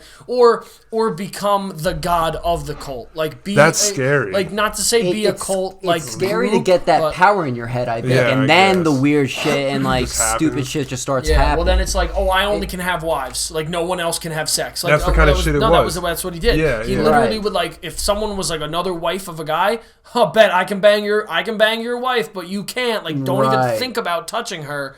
Yeah, that's insane. That's ridiculous. That's some power tripping shit. Yeah, definitely. But it's just, I don't know, it's just super interesting to me. So I got the name from that, but I didn't want to tell anybody because I wanted it to be like a cool secret, like, ooh, what's it mean? H.i.R. Yeah. But then I just got hit with that right away, and I was like, damn, if this gets traction, I'm going to get hit with that 10 times harder. So let's just call it. Yeah. I'll just explain it and come out and like people, because I didn't know if people were going to call me weird or like feel like turned off by it. Because, like, it's some weird shit, you know. The cult leader has 6 wives, and, like, cults are weird. But, I don't know, it's all about perspective. I love perspective and things like that. Yeah. Well, it's also just the way you look at it. It's art. Like, if you really want to get into it, it's like art. Art is such a cool concept because, like, yeah, there's a lot of fucked up shit that people put out that, like, they say, oh, well, it's art. Like, it doesn't matter. And it's like, oh, well, that's kind of weird. That's fucked up. Like, something graphic. But what you guys are doing is it's your art where it's like, you can like it, you don't have to, but like it's like you think, like it's, if you feel me and you feel it, That's all that matters. Because like you want to make that that database. It's not like, yo, you got 6 shirts, dude. Yeah. That's not what you want. You want to be like, yo, like I fuck with the brand, not just like the shirts. I don't fuck with the streetwear brand. I fuck with the brand, which is everything. The ideologies of it, not like necessarily having to follow it to a T, but it's like, yo, if I fuck with you and your concepts to certain degrees, that's what you want, like you said. You know, you want to fuck with just like the overall meanings of it. With that being said, what would you say your overall meaning is and like the message behind the brand? I feel like it's so loaded. In like a basis. I want like I mean, we have like a mission statement, but I feel like that's just corny if I just say it. That, you know, dude, that was in my questions. I was like, what's like the mission statement? You don't. I do want a global community. Like we push that a lot. Yeah. But like the dude who won the Smash tournament was from Mexico. That's Oh, sick. really? So it's pretty cool. Yeah, I sent him the money, and it said it sent it to him in pesos, and I was like, "Whoa, it's pretty cool." That's Yeah. sick. Yeah. Yeah, but I just want like an interactive community, just something people believe in. You know, like the clothes are important because people are insecure and they want to feel security in the clothing. You know, like there's brand. there's a reason why that brand name is important. Like not everyone's materialistic. Some people just like this shirt was cool. I feel good in it. You know, I want to wear a shirt. It's secure. It makes me feel secure. Yeah. And then gaming and other communities, I just loved like seeing the gaming community. It didn't matter about like it transcended everything. It was just like, are you good at this game? Can you push this game hard as hell? Doesn't matter if you're fat, whatever. Yeah. Like, are you super good at this game? Word, you're cool. You know what I'm saying? Like, that's what I love. Just like, and even like electronic music, it was like that too. You know, bro. like when Brad was really showing me cool electronic music, and we would go to the shows and stuff like that. You would see everyone there, and they're like, "What? You like this artist too?" I think we were all there for Porter, bro. Yeah, at Moonrise. Damn, Porter's new music is unreal. I just listened to it. I actually It's fucking enjoy so it. bomb. Yeah. Porter Robinson's another inspiration. I would love to do design work for him. Dude, we were that was a wild time. That Moonrise. That Moonrise was legendary. Yes. Shit was OD. legendary. Definitely good time. But yeah, just like an interactive community. I would love to have like a campus. I know that sounds ridiculous right now, but like just teach people things. Like that's what I set out to do, make like an organization type thing. Yeah. Like the clothing in the gaming community is cool, but like what's its impact? Like Kanye, looking for that impact. You know? Well, the music is just one lane. Yeah. Well, Kanye's doing something similar with like I don't know that's if you've Sunday heard. service, right? So Sunday service. Not only that, he's doing Sunday service, which is a concept of similar to church, but he's like, come here and celebrate with us. Like it's not necessarily church, but he sings everything in a gospel tone, and he has a Sunday service choir, but like it's more for the feelings of that positive energy, and like come to Sunday service to be with us, to be part of like what we are and what we're trying to spread. But he also, like you said, he's actually trying to build a community. Like that's why he bought a lot of those properties in Wyoming, like to get himself away, but also to headquarter. Like he said, he's made it on record that he wants to bring Yeezy, his brand, to the United States. Like he's been trying to push like Adidas to make like American manufacturing in the United States. Yeah. He's been trying to push like a lot of things for him to campus here instead of out, and it's not as much similar to you where you like want the appreciation level of like the Asian market of like just how they go about it. He wants to bring it here because he believes that he can make it like Asia makes it. You know what I'm saying? Yeah. So I think that's and also that's a respectful thing. huge thing that Americans lacking is like production industry. Like New Balance is like big. That's like it. Like New Balance, a lot cars. is made, like but, what does America produce? Cars, weapons. Say less. Sick. You're welcome. Shout out. Yeah. But you're definitely right with that. You both said campus before. Yeah. And it immediately reminded me of the movie. And I don't even mean this as a joke or anything No, like that. I know what you're gonna say. Accepted? Gas. Ask me about my wiener. South Harmon Institute of Technology, baby. I want to blow shit up with my mind. Yeah. I recently watched that the other day. It was on Netflix. That on movie's like, amazing. You know, highlighted top movies of the night or whatever. It's on Netflix now. Yeah, Gas, dude. and I did movie. watch that the other night, and you reminded me of that exactly. It's like they, like the students SHIT. would write down on the chalkboard what they wanted wanted to learn. Yep. And then another student there that like knew stuff about it would teach it. Yeah. That's a sick concept. No, but that's sick. And that's I didn't even think about that until you just said it. I forgot about that part. Yeah.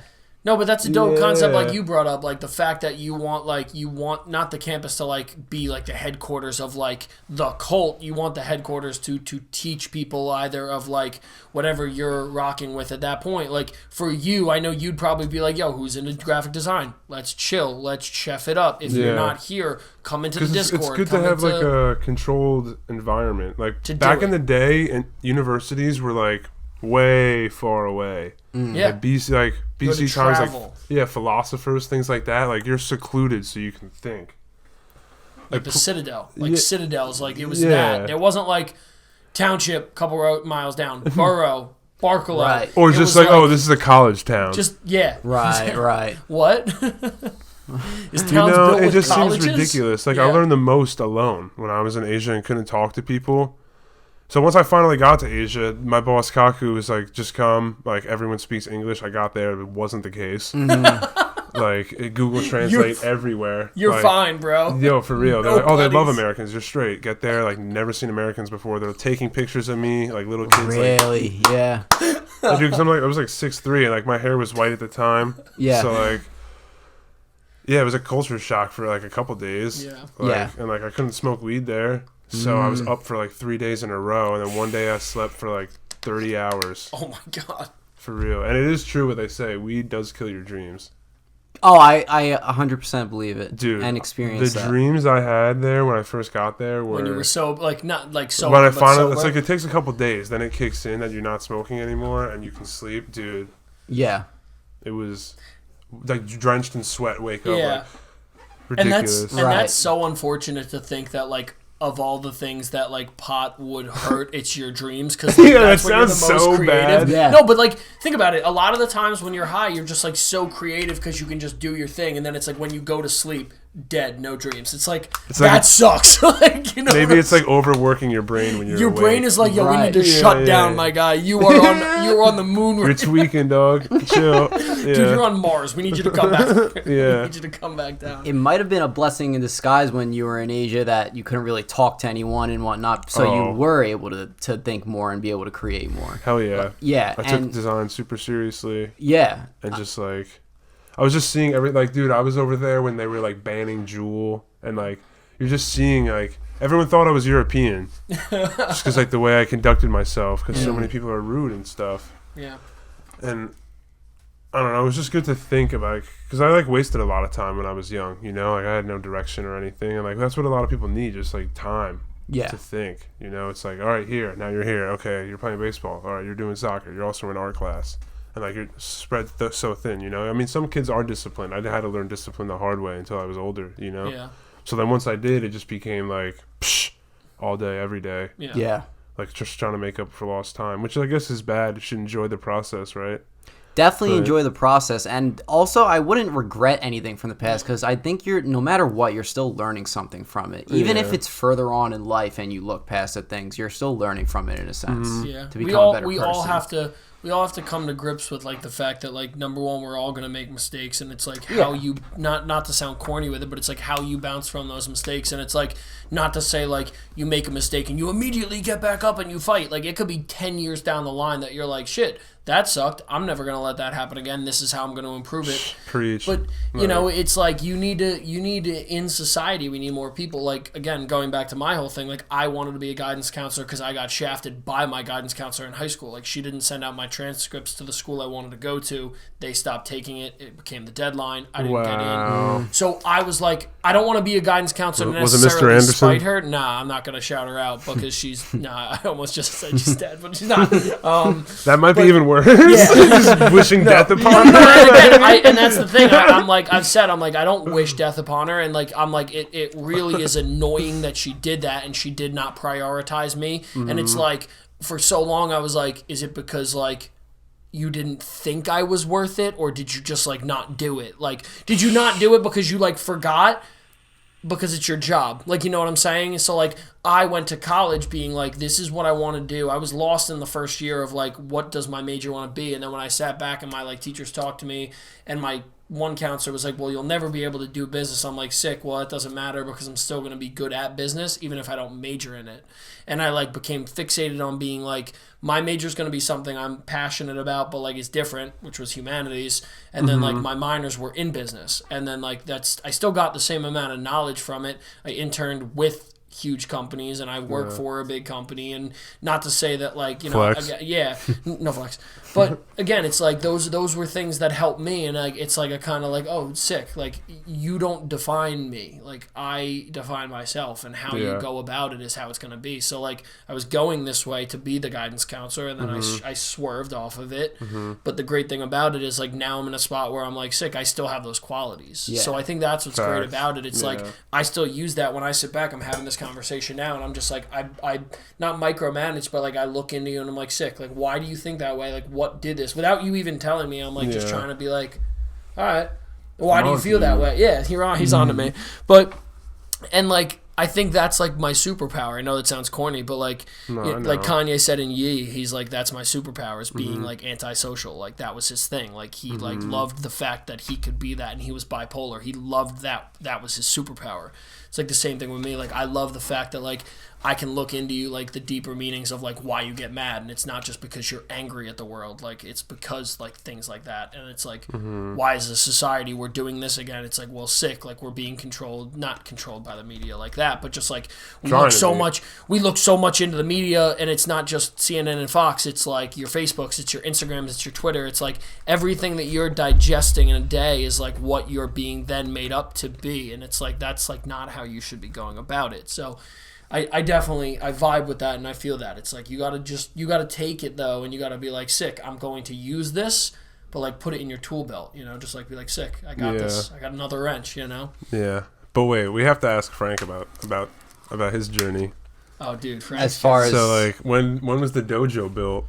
Like, dojo was built 2 years ago. So what, you went to college for communications? I went to college for communications and media and film. And you were like, I'm gonna dominate podcast game.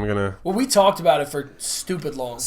We talked about podcasting, but truthfully, like, what year was that? Like 2000. Right. Well, we started it like literally right when maybe a year or two out of college or something like that. We're old asses now. Yeah. But no, about to be 30. Old. Stop! No, I will not. I will walk out and not have this conversation. Age is a number. No, but we, in like high school, we always talked about having like shows and shit back in the day. Like even before that, when we were boys and we used to ride bikes everywhere, we're like, yo, like we would make skits in the basement. Like we would literally record shit, like crazy wild stuff. Yeah. Oops. Under you, his bottle. Sorry. We would do stuff all the way back then, and it was almost like our way of going about podcasting. I almost like kick us because we should have just said when we were in high school, been like, yo, let's pod. Because we would have been, one of the first people to have done it. Because like back then we would do it just in person. Like we would have these just wild discussions with the boys and be like, sick. Like Bro, that's when YouTube, there was no vloggers on YouTube. Yeah, that's right. Exactly. Yeah. So, I mean, I'd probably say like a little over 2 years ago is when like we finally pulled trig and like we were like, all right, let's do it. And like Frank chefed it up, and Frank's like, this is my dojo, and I've just been honored as like side sensei. I'm like, sick, you know. So he awarded you the black belt. Hey, I'll take it, bro. But you guys know your shit. Like I listen, and then you guys talk about movies. I'm like, I don't know this movie at all. But I mean, you guys know your shit. I just love it because like this is a cool space. That this is like kind of like how you like use your brand as your safe space. Like this is kind of a safe space for me where I can kind of like go away from the world and be like, sick. Like Frank does his thing, I come in and I do like my thing with it. I get direction, he gets direction, we bounce off each other, and like we just do it. But it's like great because it's not like, I loved it back when it was all movie focused, and I love it now when it's not movie focused. But like I love that we can like so quickly pivot and be like, all right, let's do it, movie pod. Like let's only do movies, let's only review this, let's only talk about whatever. Yeah, that's but like cool. It's so much more than just like you said. It's not just Frank the video pod. Now it's just hot takes. Like whoever's down, like let's do it. Let's talk, that let's is chef. sick. That's mad cool. You know. I'll be honest with you.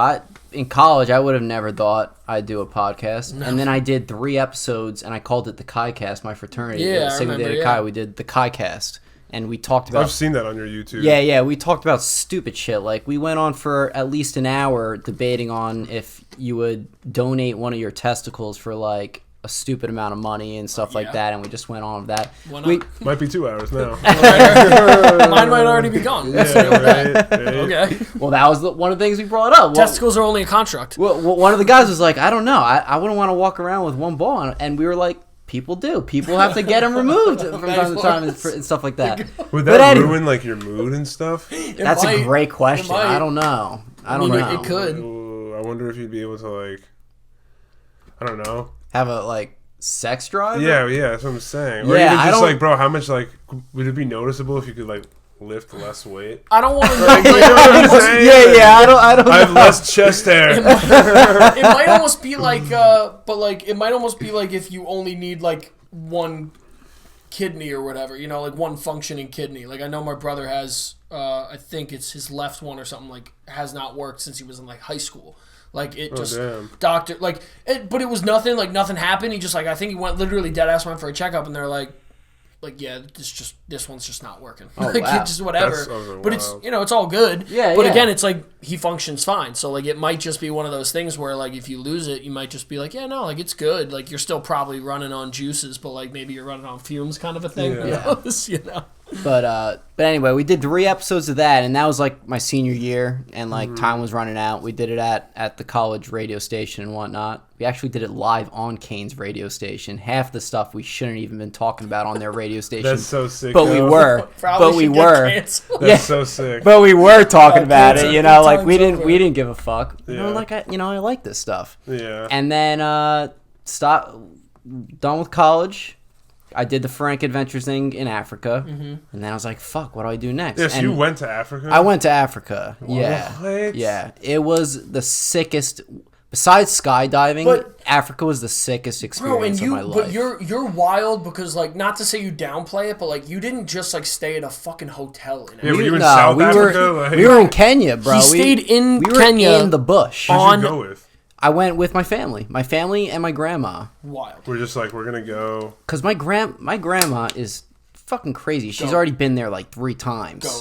Yeah, and she's like, "Yo, you have to come. You gotta pull up. You have to come through to Kenya." And we're like, "All right." That's gnarly. Yeah. What?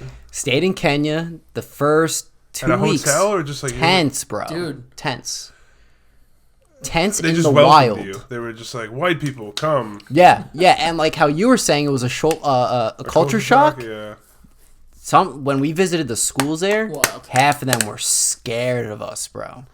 Didn't even know, like, whoa. It's literally, you know what I mean? Too advanced for us. Don't come. Like, no, it's like, it's such a crazy, it's so cool. It's such a crazy, not to say it's like cool in a good way. It's such a crazy concept to see just like the world, like just like that, like.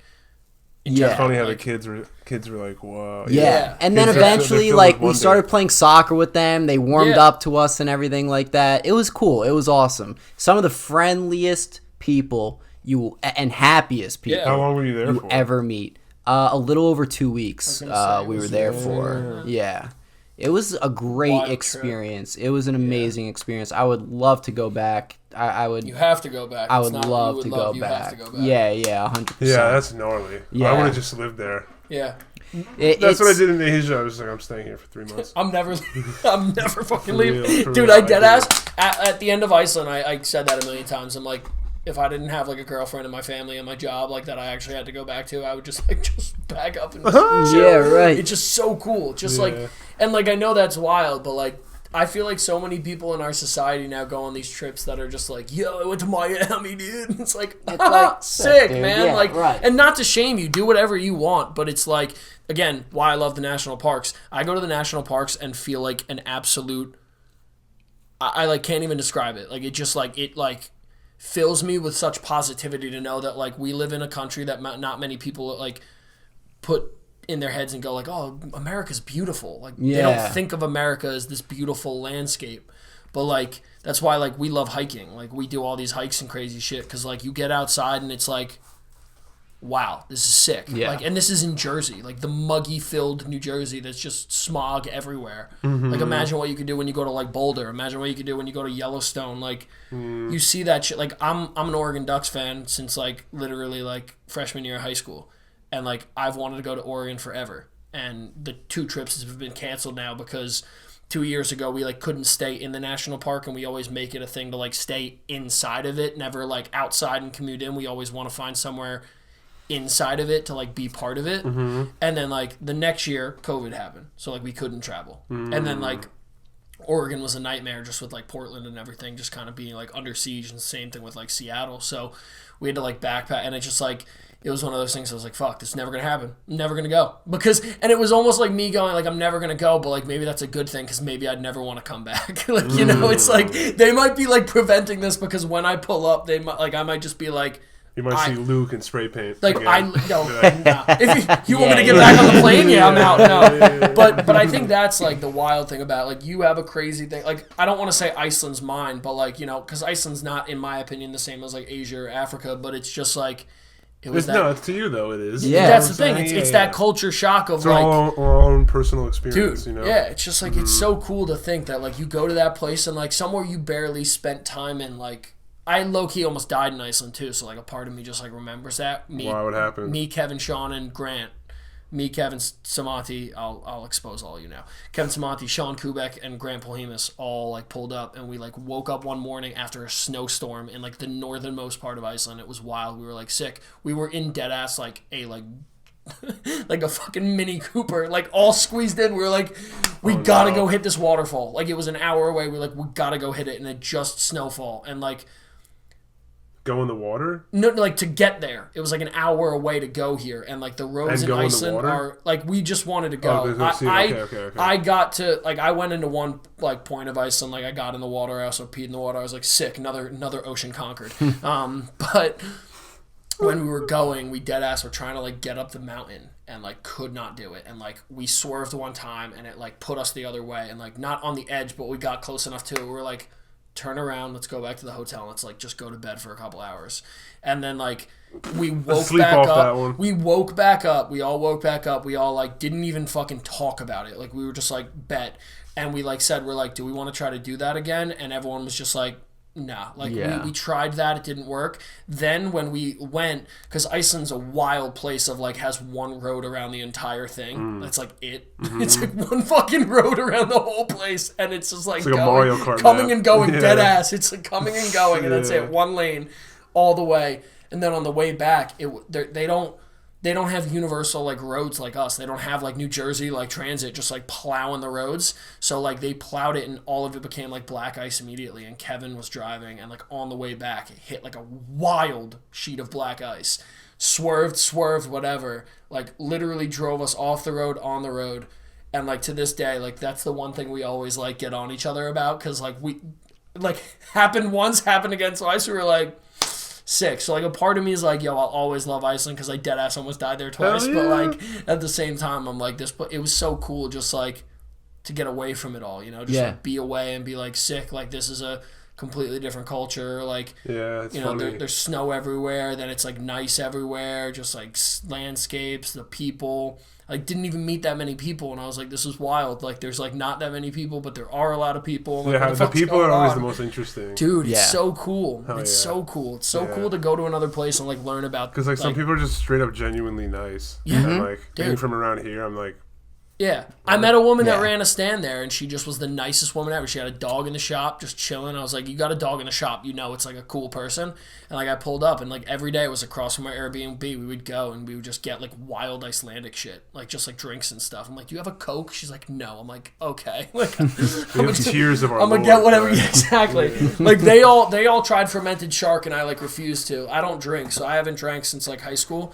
So, like, you're supposed to eat fermented shark and then take, like, a wild shot of, like, this Icelandic, like, liqueur. And, like, that's, like, culture-wise. Then you become a wizard. You're a wizard, Harry. Like, Grant just, like, powers up in the corner. But, no, it was wild. Did they think that was good? No, they hate drink. It. Oh, it's really? like the so I brought back a bottle for my dad. And Yeah. my brother finished it in one sitting, and like to this day, I still hate him for it because Respect on that. It was him and his boys, like it was him and like all his friends and shit. Wow. But I was like, my dad said it was like amazing because it's like refined in like the coal or whatever, like the black. Your brother said tax. No, my brother literally popped it open and I gave it to my dad. My dad's like, this shit slaps. Like put it back in like the cabinet, and then like the next day it was like, where did it all go? He's like, I don't. Yeah, I was literally, and I was like, yo, I don't drink, so like it's not me. Like I was like, it's definitely not mine. It was a liqueur. It was a liquor. No, it was a vodka. It was a vodka. Oh, it was a vodka. Okay. Yeah, but gotcha. like, dude, I don't even remember the name. I would like love to know because they said that shit was. You didn't keep the wild. bottle? No. No. People do that. I never did that. I might have people put it that back save in the there, and bottles then they for might have just stuff. like, Yeah. bro. I was remember when I was making them into Bronx. Do you remember that in high school? Oh my we were God, getting hell the yeah. glass drobit. Hell Did yeah. that a lot in Chefing 'em college too. Yeah. Dude, or you get like a big glass bottle, put 4 butter knives in, pop the bottom out, and make it a grab bong, bomb. bro, the best. Oh my god, this is just gonna be. There's the some notes for you. It's just gonna be the shit we did in high school. One of the craziest things, and I don't care that I'm saying this. I don't give a fuck. Weed's legal now. Gas, baby. One of the craziest things that I had in my room was this big Home Depot orange bucket.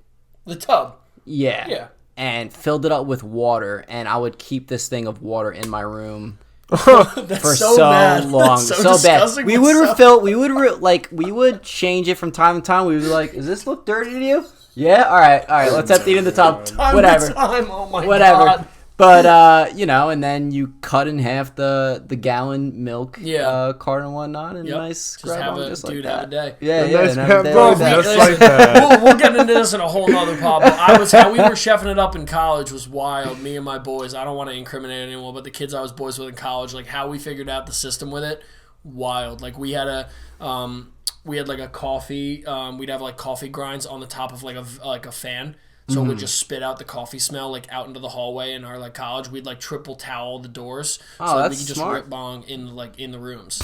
Yeah, there you Wild. go. It was You guys literally had it. The on engineering another department bro. needed you guys. And then we got Yeah, very straight out up. of hand because again I will not incriminate anyone, but we got very out of hand with like how we like knew the system and we knew we beat it and we like went and evolved from like the bong to this and Blunts. to that. Like no, like we never went that way because we were like that shit will never fly. Because What was it, like student housing, like on campus? yeah, like an on campus, like a dorm, like. But we like had it all, and then we were like, all right, I bet, and then like we finally evolved into like dabbing with it, and we were like, all right, like this will be the thing to get us done with it. But like we had the system, It like might not smell that yeah, bad. it was, dude, it was bad. We had a couple Really? encounters because we had the whole system. We'd do it, we'd chill, we'd play N64, we'd play Blitz for like hours or like Pokemon Stadium, let it chill for a little bit, leave the room, go downstairs, grab the snacks, come back up, run Pokemon Stadium again for like hours on end. Like Been it there. was bulletproof. It was bulletproof back in the day, but In the dorms, we used the packs. of course, yeah, bro. That's what we would go and use. Go to the Still, bathroom to and this use the day, packs. bro. I don't know where mine ever went.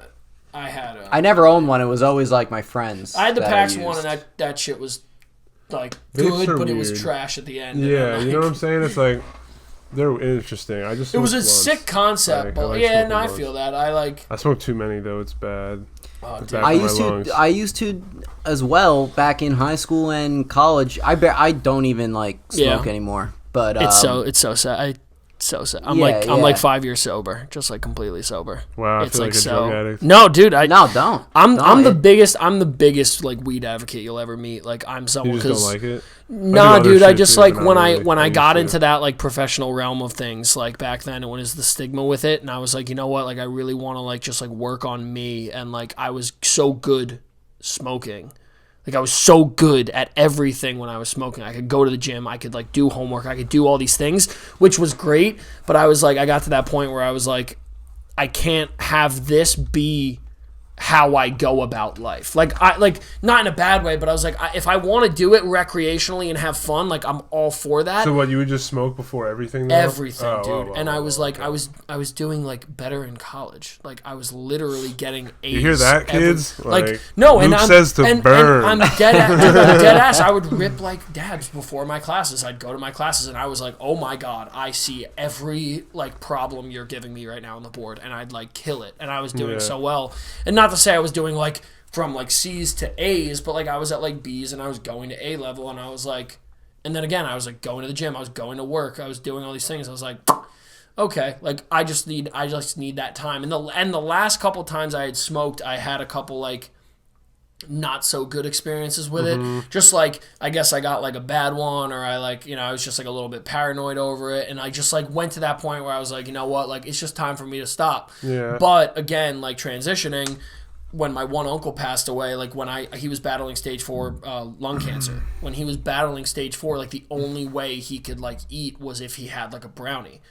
Like, so I just like took that upon me to be like, this is wild. Like to see that like this is like helping him brownie? Like a weed brownie. And like to see that like, oh my god, like this man, like the way he's consuming this is literally helping him more. He has an appetite, he wants to eat, compared to he's taking drugs that are manufactured and it's making him feel like shit, like more like shit, and he's dying in this, you know what I'm saying? So like just to see that, I'm the biggest advocate where I'm like, look at the money that could be made if we had legalized it 5 years earlier in New Jersey. We could literally have every road spotless.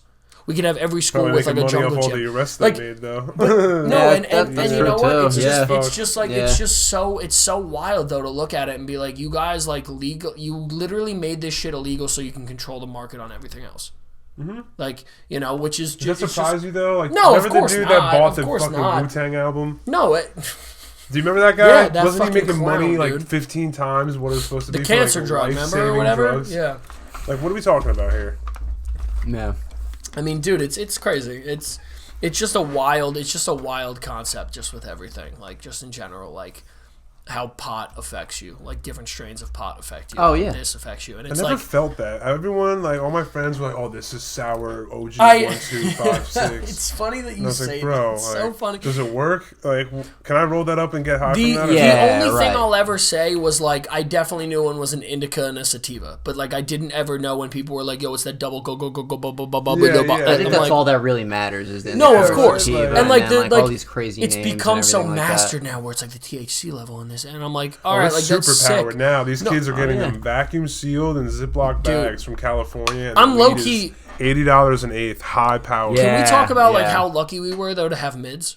Like, can we just like let's like not discredit the fact that like it's probably better we got mids sometimes because kids are getting like gas now, like which is great, but like these kids are getting like fried. A high that's like wild. Bro, compared it's like to 6 what blunts like in one. dude. Yeah. We used to smoke a couple where like you smoke a couple joints in a night, you're like, yo, I feel great. Like these kids probably smoke like a bowl rip now and they're like Juuling just like, nonstop. exactly, just like literally can't leave a chair, just like sitting. The children can't find their mouth. Like, but I would say I'm on the same page as you though. Of how weed affects me now. Yeah. Like Paranoia,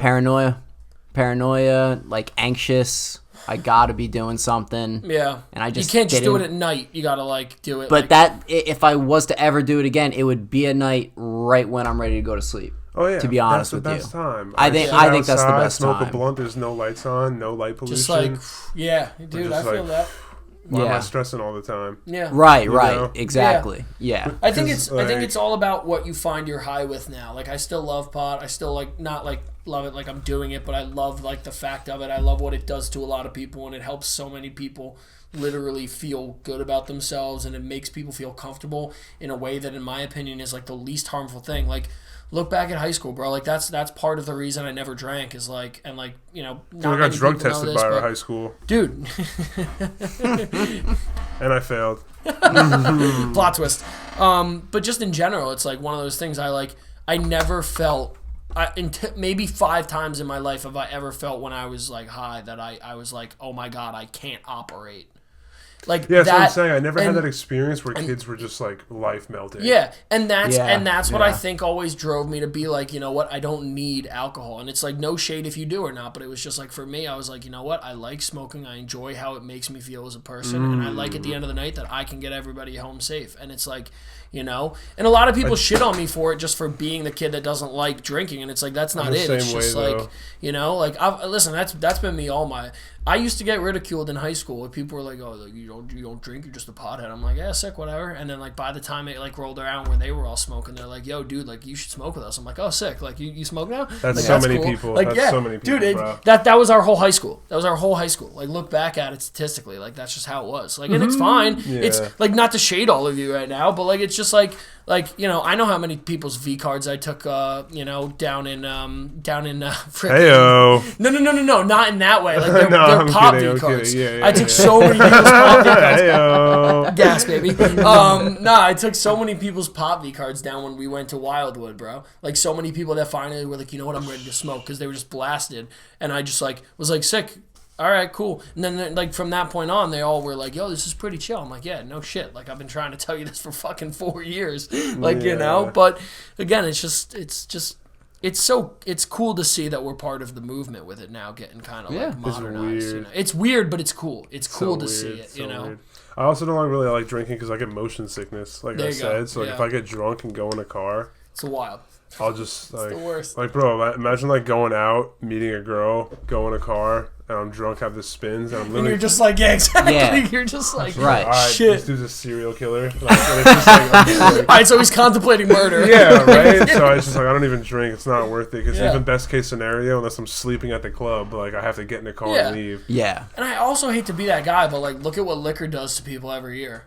Like, look at, like the death rate. Look at, like, the, like, what it does to your literally body. Like, look at what it does to your body. Look at what it can make you do if you drink too much of it. Like, everyone knows those people that always love to drink too much, and it's just like, dude, why do you get like this? Yeah. Like, and that's the other thing. You know, I would say like, for the most part, like, pot never turns people into monsters. Like, I always see people for who they are in, like, a more amplified way, and this is kind of like, this is going to be nerdy, but, like, this is kind of like super soldier serum. Like, when you smoke pot, like, you become the amplified version of who you are, but in, like, a good way most of the time, where like you drink and you know people that are like, I gotta fight somebody. I've never felt that in my life. Drinking, I've never gotten drunk and been like, let's fight. Well, but that's good. You know what I'm saying? No, but that's good. But how many people? Steroids? But do you know? Like, but do you know people that have done that? I can name a million. Yeah, that's what I'm saying. It's every like person that goes to bar A. Saturday. Oh yeah, right. We're all on blast, baby. Like, come on, exposed. Just literally like, put exposed. I hate that. Put the exposed title on this episode, Frank. Like, just, dude, can you get over yourself? What'd you say, bro? Yeah, I can't stand it. Excuse me, I'm trying to buy a tequila shot. Like, we're at a bar. You know, it's that shit. People just get me so fucking mad with that. Back in college, I barely liked to drink, but like I would force myself to drink through these shitty kegs and whatnot, like Natty Ice and stuff like that. Just like a frat party or whatever. Yeah, exactly. Yeah. But I was the smoker. I was this, I was the pothead of the fraternity. Respect. But yeah, of course. We love it. now that I stopped, I did start getting into beer. I won't touch hard liquor. I won't touch it. But the craft beers. IPA, baby. Yeah, IPAs and stuff like that. IPA God. You see, I don't go to get trashed off them or anything. Taste. I like the taste, and I like to try different ones. It's almost become like a hobby of a sort. Yeah, a connoisseur. Yeah, a connoisseur. Yes, like I've done the I've done the craft beer pods and stuff like that. I enjoy it that way. So I just find it funny how like I kind of pivoted to quick. it. Yeah. You know. But also, we're young, trying to get fucked up. Of course, bro. That was like, dude. That was everyone's thing back in the day. Yeah. I mean, look at free. Let's get fucked up. There's people here that I like. Like, let's run it. You know? Mm-hmm. It's all interesting. Yeah, for sure.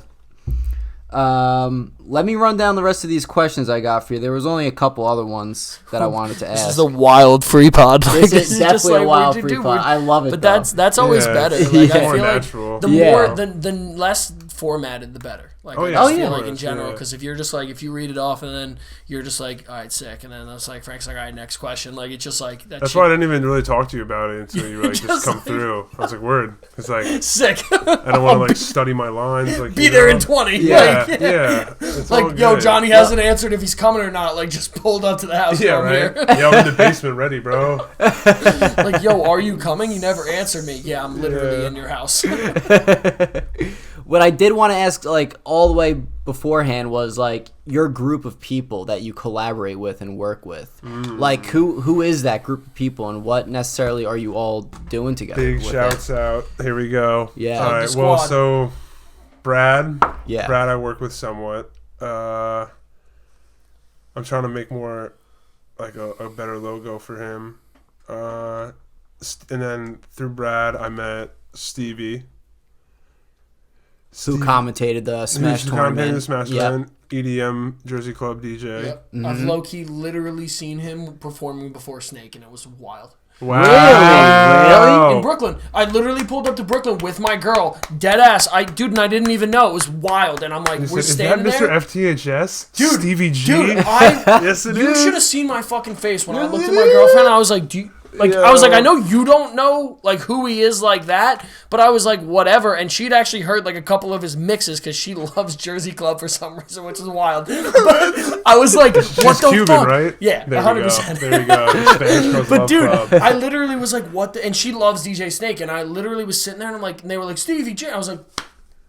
Wow. I went to fucking school with that guy. Yeah. Like, I'm just standing in the crowd like, you guys don't fucking know. And I'm like hitting Steve up. And I was taking pictures and like videos for him That's that so night and cool. sending them to him. I was That's like, so bro. cool. I was like, you killed it. I love you. No, I haven't talked to you in a minute, but this was fire. Good looks. Yeah. Like, That's that sick. shit was, dude, that Yeah. that shit was so much fucking fun. I remember he got that show. I was pissed I couldn't fucking Dude, go. that show was wild. That show Oh, yeah. low-key sucked, but it was wild. And it wasn't because of the performers. Yeah. It's because of the audience. The crowd was like, just like, rowdy in like not a fun way. Like an EDM concert, you know, like when you get like that. So like why I always loved Moonrise is because you went to Moonrise and it was people traveling there. It was never people that were from that area. Yeah. Where like Izu, I went to Izu for fucking like 9 years, and dead ass every year it just got worse. And it was because it never was like the true fans. It was always just someone's like, yo, like, what are you guys doing this weekend? I got tickets to Izu. Let's fucking pull up. Let's get fucked up. And like That's that was New it. York. And That's but New that's York the thing. crowd. It was like, what could you do that weekend? It was New York.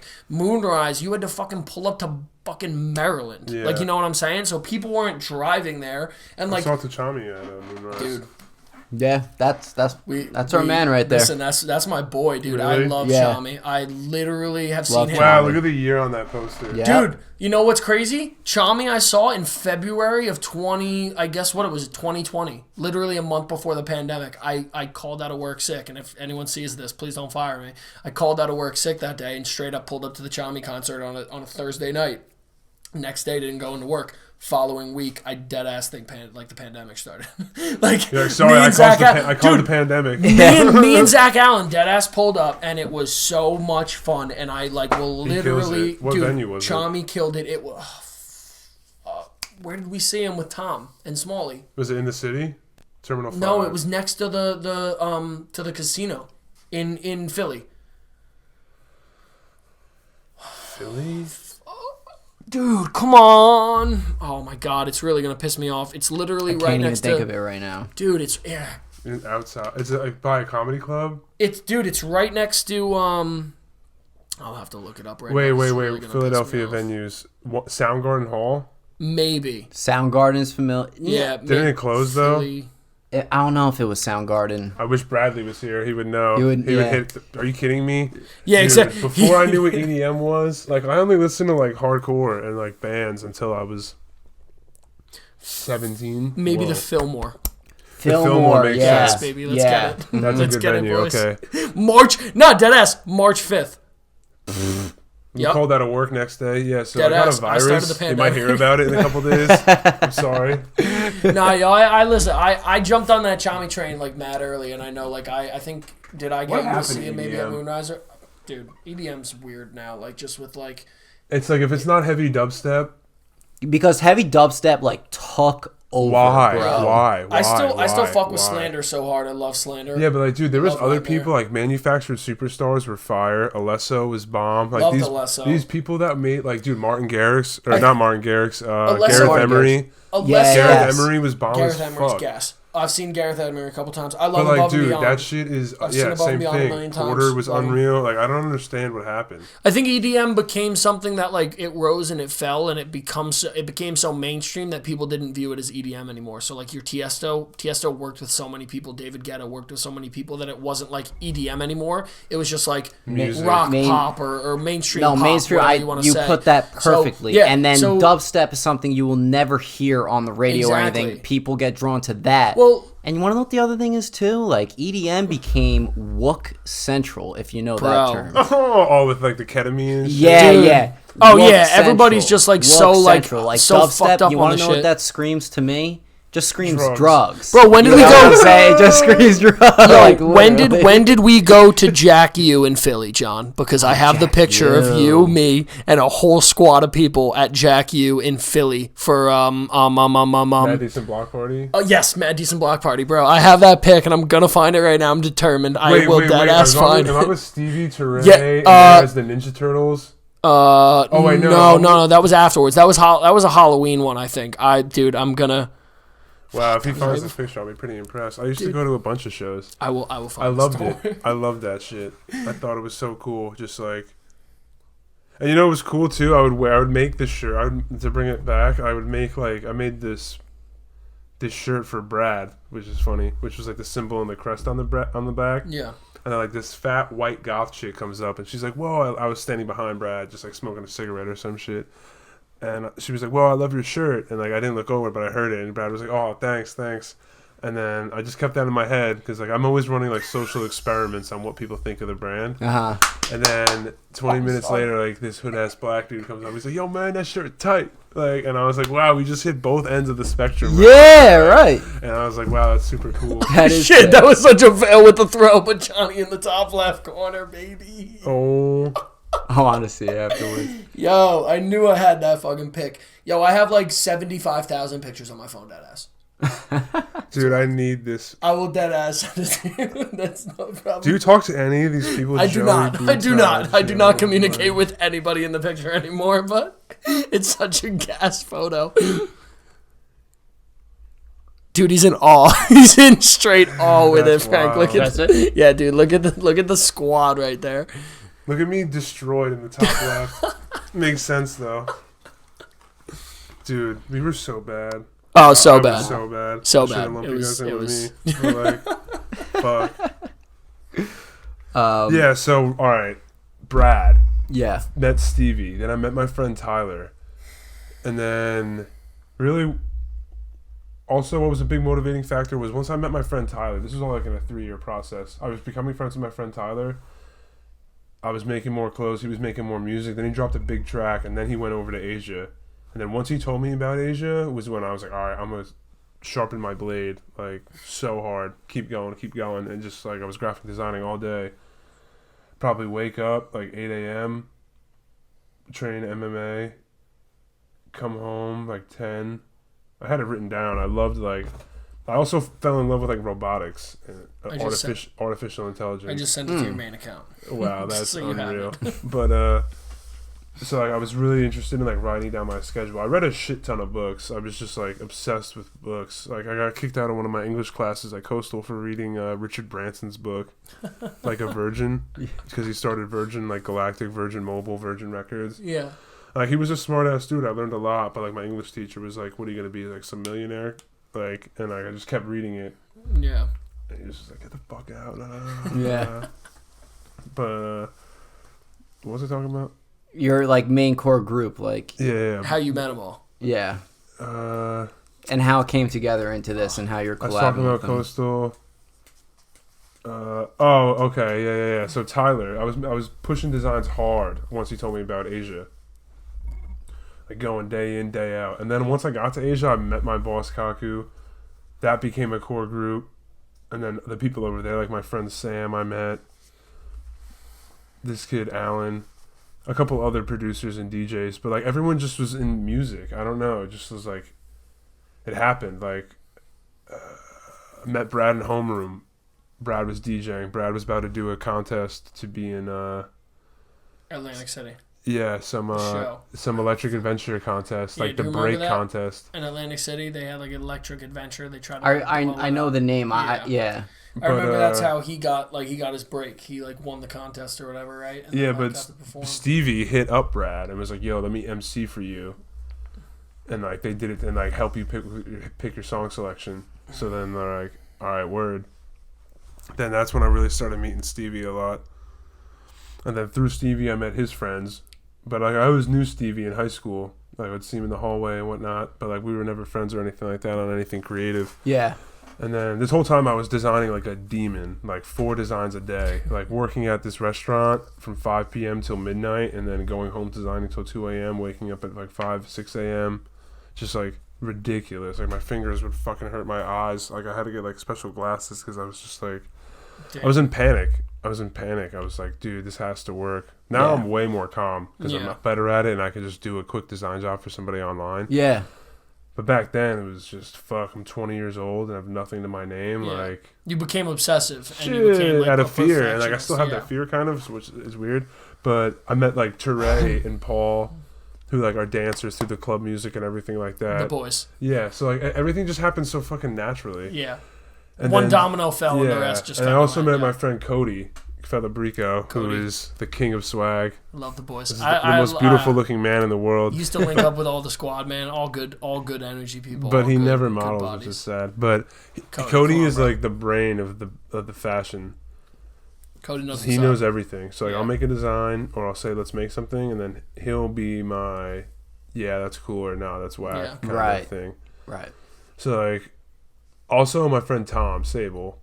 Yeah, I know that. Tom Table, baby, what's good? The whole squad. I would just be sitting in a room making graphic designs all day. Like, Tom fucked with the brand from the jump. Like, looking back, Tom was always buying the shit and was like, dude, this is sick. And, like, I'm just making it. So, like, I wasn't really thinking anything of it. And then he was like, dude, you could, like, make... This could be, like, a brand if instead of just being, like, some kid that smokes weed in his room and do graphics design. Because like I don't think I don't know. You weren't thinking like that. You were just thinking you were doing like you said, this is my outlet. You know? Bro. I feel it. Tom's a good dude to have in your corner like that. He's a Tom is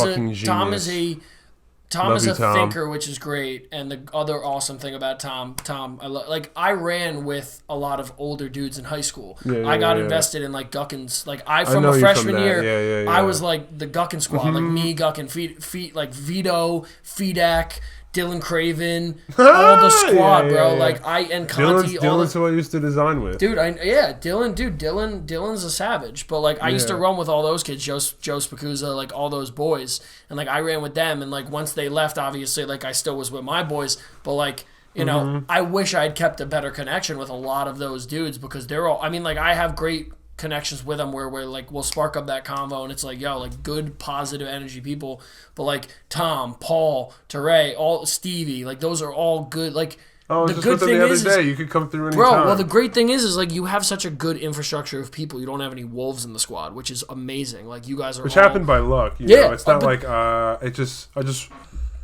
But you're sitting there telling us that, like you're sitting and telling us how it was manufactured. Even like Brad, like all of that wasn't Brad you doing like Rubik's Cube, Mr. Mopsick's homeroom. Dude, I remember like, the corner, doing? bro. Like, the fucking up? Remember the corner? I was like, oh my boy. Brad used to pull up to the corner, bro, when we would sack in the corner. Remember we'd hacky sack in that little corner back then? I remember the squad, but like that's the thing. It's like when you can get a group of guys, and like I feel like you have a very similar group of guys. I have a very like that core group of people when they finally all come together and like become like the Ultron of like everybody takes their position. Like it's unstoppable because like that energy is like you'll never have someone that's gonna tell you like, oh no that's good when it's bad, or it's like bad when it's good. Like they're just gonna like hype you up, be like no bro, like I get on your ass when you need it too. Yeah, like I was going through some bullshit with girls and shit like that, and Stevie was like, dude, you're acting like a bitch. Yeah. And I was but like not in a bad way, right. No, like, but that's what I needed to hear. Yep. Yeah. Just like that crybaby attitude. Just like complaining. He's like, dude, stop acting like a bitch. And like since then, it's just been like, word, I respect that. You know, he didn't say it like that. No, like, of course. Yeah, but like that's what it was. Bro, sometimes you dead ass need your boys to like tell you, like you know. I respect him more for that. 100%. Like that's the thing. Like He's a great friend of mine. I really appreciate his friendship. It's better to have boys that'll do that for you than boys that won't act and then something happens. Yeah, for sure. Like think about it that way. Like think about you'd rather have people in your corner that are lighting that fire under your ass and going like, bro, get your shit together in the best way possible. Yeah. Like we love you. Like we want to see you do well. Please stop with your nonsense. Like, but some people you can't help. You know it's hard. Oh, of course, bro. I mean, listen. There's some people that are just like. They'll listen to you, but it just doesn't work. It's just that's life, bro. But like at the end of the day, you have to sit there and go like you did what you could. It's like if you put in the work to try to help and the person doesn't want to do it, it's not like they're a lost soul. It's like you're putting in the energy to try to help invest it with them, and if they don't want to do that, like that comes down to their choice. Like they have to make those decisions. Like that's the thing. 100%. It's like you can put all of the fuel in the fire that you want, but like guess what? It's fire. It does whatever the fuck it wants. Like, think about it that way. Like, fire literally spreads or puts itself out, like, however the fuck it wants. Yeah. It's tough because, like, it's tough. I think it's also really important, like, the group of friends that you have, they're all in that creative aspect of it. I think that just helps inspire and the support factor of it all in general. Which also happened by chance. Like, it was just so, looking back, it's so lucky. Like, we were always in a music studio, chilling, like sitting on my lap. Like, that's how I graphic designed. Like, Stevie, Brad, like whoever making music, and I was just sitting there and we're just like smoking, passing. Yeah. And then just doing your own things. Yeah, for sure. And then like in time now, it's like it's pretty legit now. Yeah, that's what's up. Skill wise, Like, I'm not even too worried about a bunch of other things. I don't know. I just really want like the brand to be legit and that's legit. It's a solid foundation. 100%. I would love to have a tournament every week or every 2 weeks, and maybe even different games, and like maybe even start my own gaming team. Sometimes you got to run it before you like actually see what works. I was also terrified to show my friends my designs, but then I just one day was like, all right, it. like I started to. I'm not one of those art kids that like parents put in art school, like. Went to like an art high school, art college, like studied fashion. Fuck what I know about fashion. So I was just like, fashion's a construct. I was just gonna be like, fuck it, I'm just gonna show my friends my designs, and then they're gonna roast me until I'm good. And then it was just like, that's where it came from, really. With Cody, I was just like, wow, this kid knows fashion unreal and can dress unreal. I'm gonna show him my designs and just like pick his brain. Cody gets it, bro. Cody and like me and Cody haven't linked in a minute, but bro, Cody, good shit, bro. I love Cody. Cody knows what's up. Yeah, we made that paintball jersey. Cody designed that. I saw that, bro. Yeah, that's big gas. Yeah, I would love to make a paintball team. Bro, I was feeding the engine over there. Me and Johnny were just linking one night, just fucking vibing, just talking. I was like, bro, because like I take ideas from anybody, dude. I'm like, and that's a like good the recycled shit we're doing. We have an artist in Philly that is gonna like redo a bunch of the recycled shit. Yeah. Like, I was telling him, I'm like, because, like, again, vintage is so hot right now. I'm like, bro, put your logo on anything vintage you touch. Like, just, like, throw it on there. Just, like, get a vintage, like, Star Wars tee, throw that logo on there, and people are going to be like, oh, it's a vintage Star Wars tee. And then they're going to see it and be like, oh, shit, what's that? And it's going to make people think and be like, oh, that's dope. Like, that, well, it's different. Like, and, again, that was just chefing it up with him, and then we started talking airsoft, and we were just like vibing back from the day. He was like, bro, like, and I ran a couple months ago with my cousin. It was so much fun. I was like, shit. That shit was timeless, bro. Into this, dude. That shit was timeless. Wild. Airsoft was one of the best times. One of the best times of my goddamn life, man. Yeah. I think I'm dead. Yeah, yours is dead there. We'll start closing on. I did want to say about airsoft. Were you there for one of my airsoft wars? I think so. I think you were there for one of them. I only have one memory in your backyard. It was me, you, Ryan Trattini, Marissa DeMarco, Pat. Wild combo of people coming up right now. Yeah, that's like a OG pretty squad. Sure Anthony, James. When was this? After something. I don't remember. We played Manhunt or some shit, maybe? Yeah, probably. That makes sense. It makes sense. I said we all know each other. Manhunt was a wild time, bro. You just pull up to someone's house, we're playing Manhunt all night. And dude, people would get lost. Bro, people would just disappear for hours, and you're like, you take this way too seriously, but I love that. It's commitment. Like, you know what I'm saying? Like, shit was wild. I used to have some massive airsoft. We both did. Both of our houses. In my house. Yeah. Dude, inside your house? Yo, I remember you got in trouble for getting your shed all ripped up with Richard Cruz is in my shed. Fucking Richard never answers my calls anymore. Richard's big shot, bro. Rich, come on, man. He always hits me up for clothes, but never to call. Answer John's Damn. calls. It'd be like man. that sometimes. Damn. You got put on blast on the pod. My dad was always working, like never around. But my mom would go to Long Island to see her sister because she lives on Long Island. And whenever she would leave, we would just put like blankets up on the walls, or not even. Sometimes we wouldn't. Like we'd be like, all right, one person go in the house with a pistol, and all of us will break into the house with our guns, dude, and just shooting up my wall, shooting up the windows. Nothing ever really broke because it was only a couple shots fired because it was so close quarter. Yeah. Like, it was like, dude, I'm shooting you from this far. Like, turning into my kitchen. You can't miss. Yeah, exactly. So it was just like, That's wild. But yeah, my shed was destroyed. Richard went in my shed. My brother takes the gun from Zach, just starts shooting up the shed. Then we're all just like, all right, he did it first. And everybody just shot it up. There's bees in the shed. Oh. So Richard comes running out, like, fucking shot up, all bees swarming him. Dude. That was an electric story. I remember that to this day. I wasn't there. You remember Collingwood Flea Market? Yeah, he brought me there a couple times. Dude, we got a crossbow that straight up shot through a stop sign and just kept soaring. And we were like, what is this pussy crossbow? Let's try and make it stick to the stop sign. I swear to God, it was like, vroom, and just was like soaring. Like, we just booked it inside, threw the gun in the basement. We were just like, please don't kill anybody. Yeah. Please don't kill anybody. Dude, it was gnarly. What was the guy with the mohawk in Guardians? Oh, Yondu. Yeah, that was like Yondu. I'm literally going to piss my pants, so I'm running to the bathroom. All right.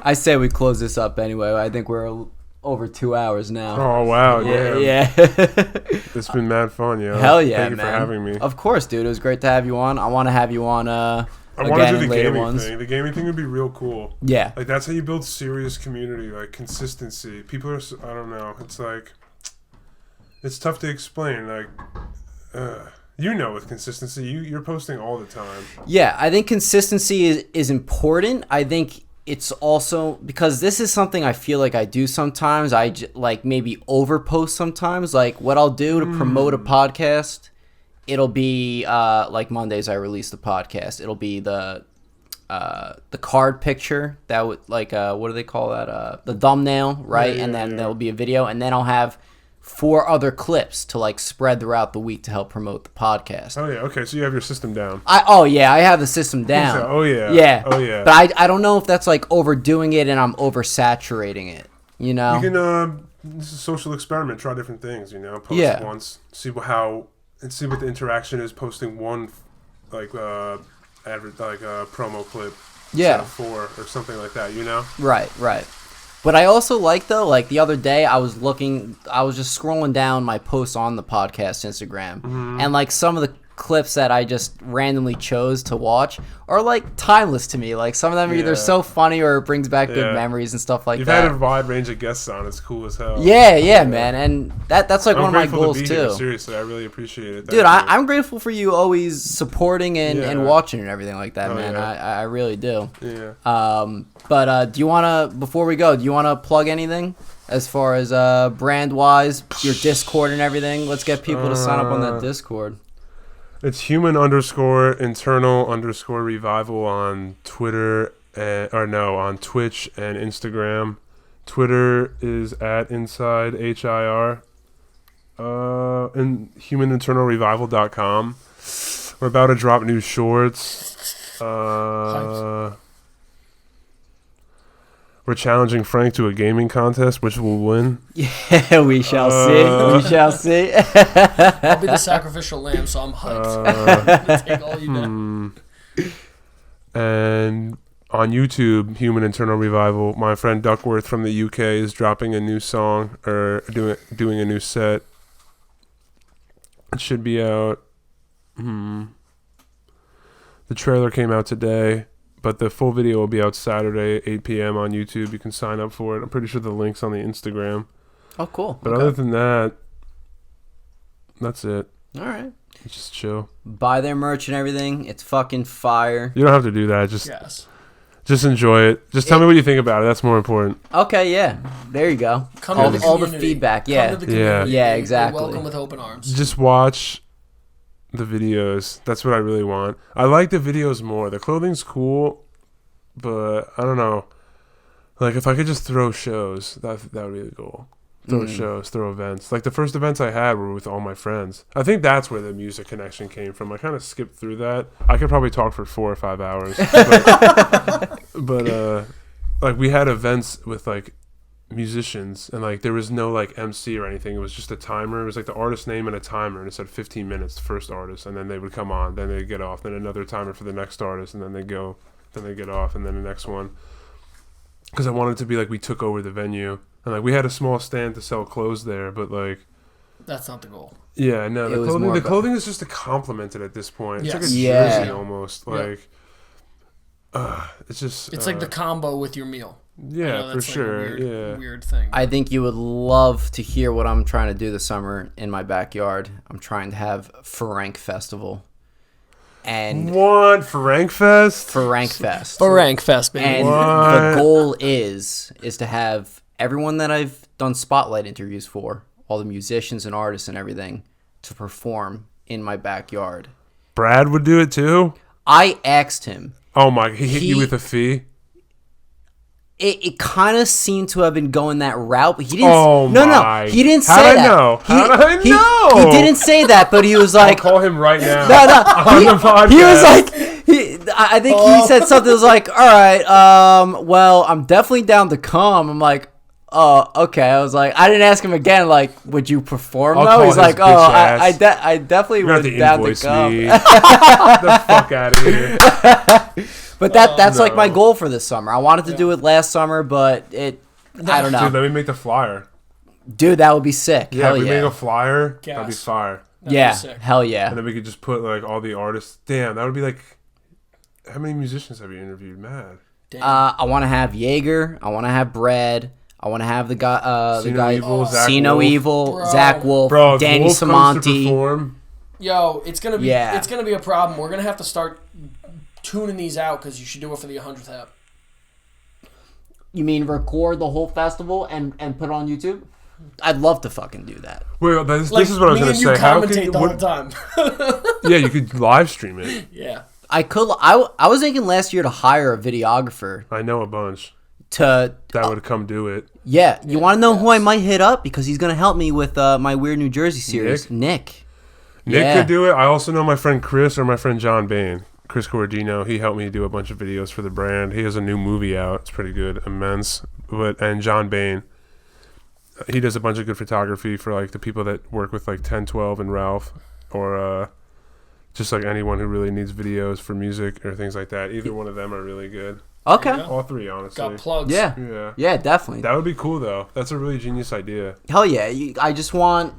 I want it to just be a good time with good people, like just good vibes. None of the fucking drunk bullshit like we were talking about before, like people trying to fight and everything like that. I'd love to see everybody there. That'd be so cool. Yeah. And just have all these local artists perform and stuff like that. I'd love it. That's why I have them on here. I love all that shit. Yeah.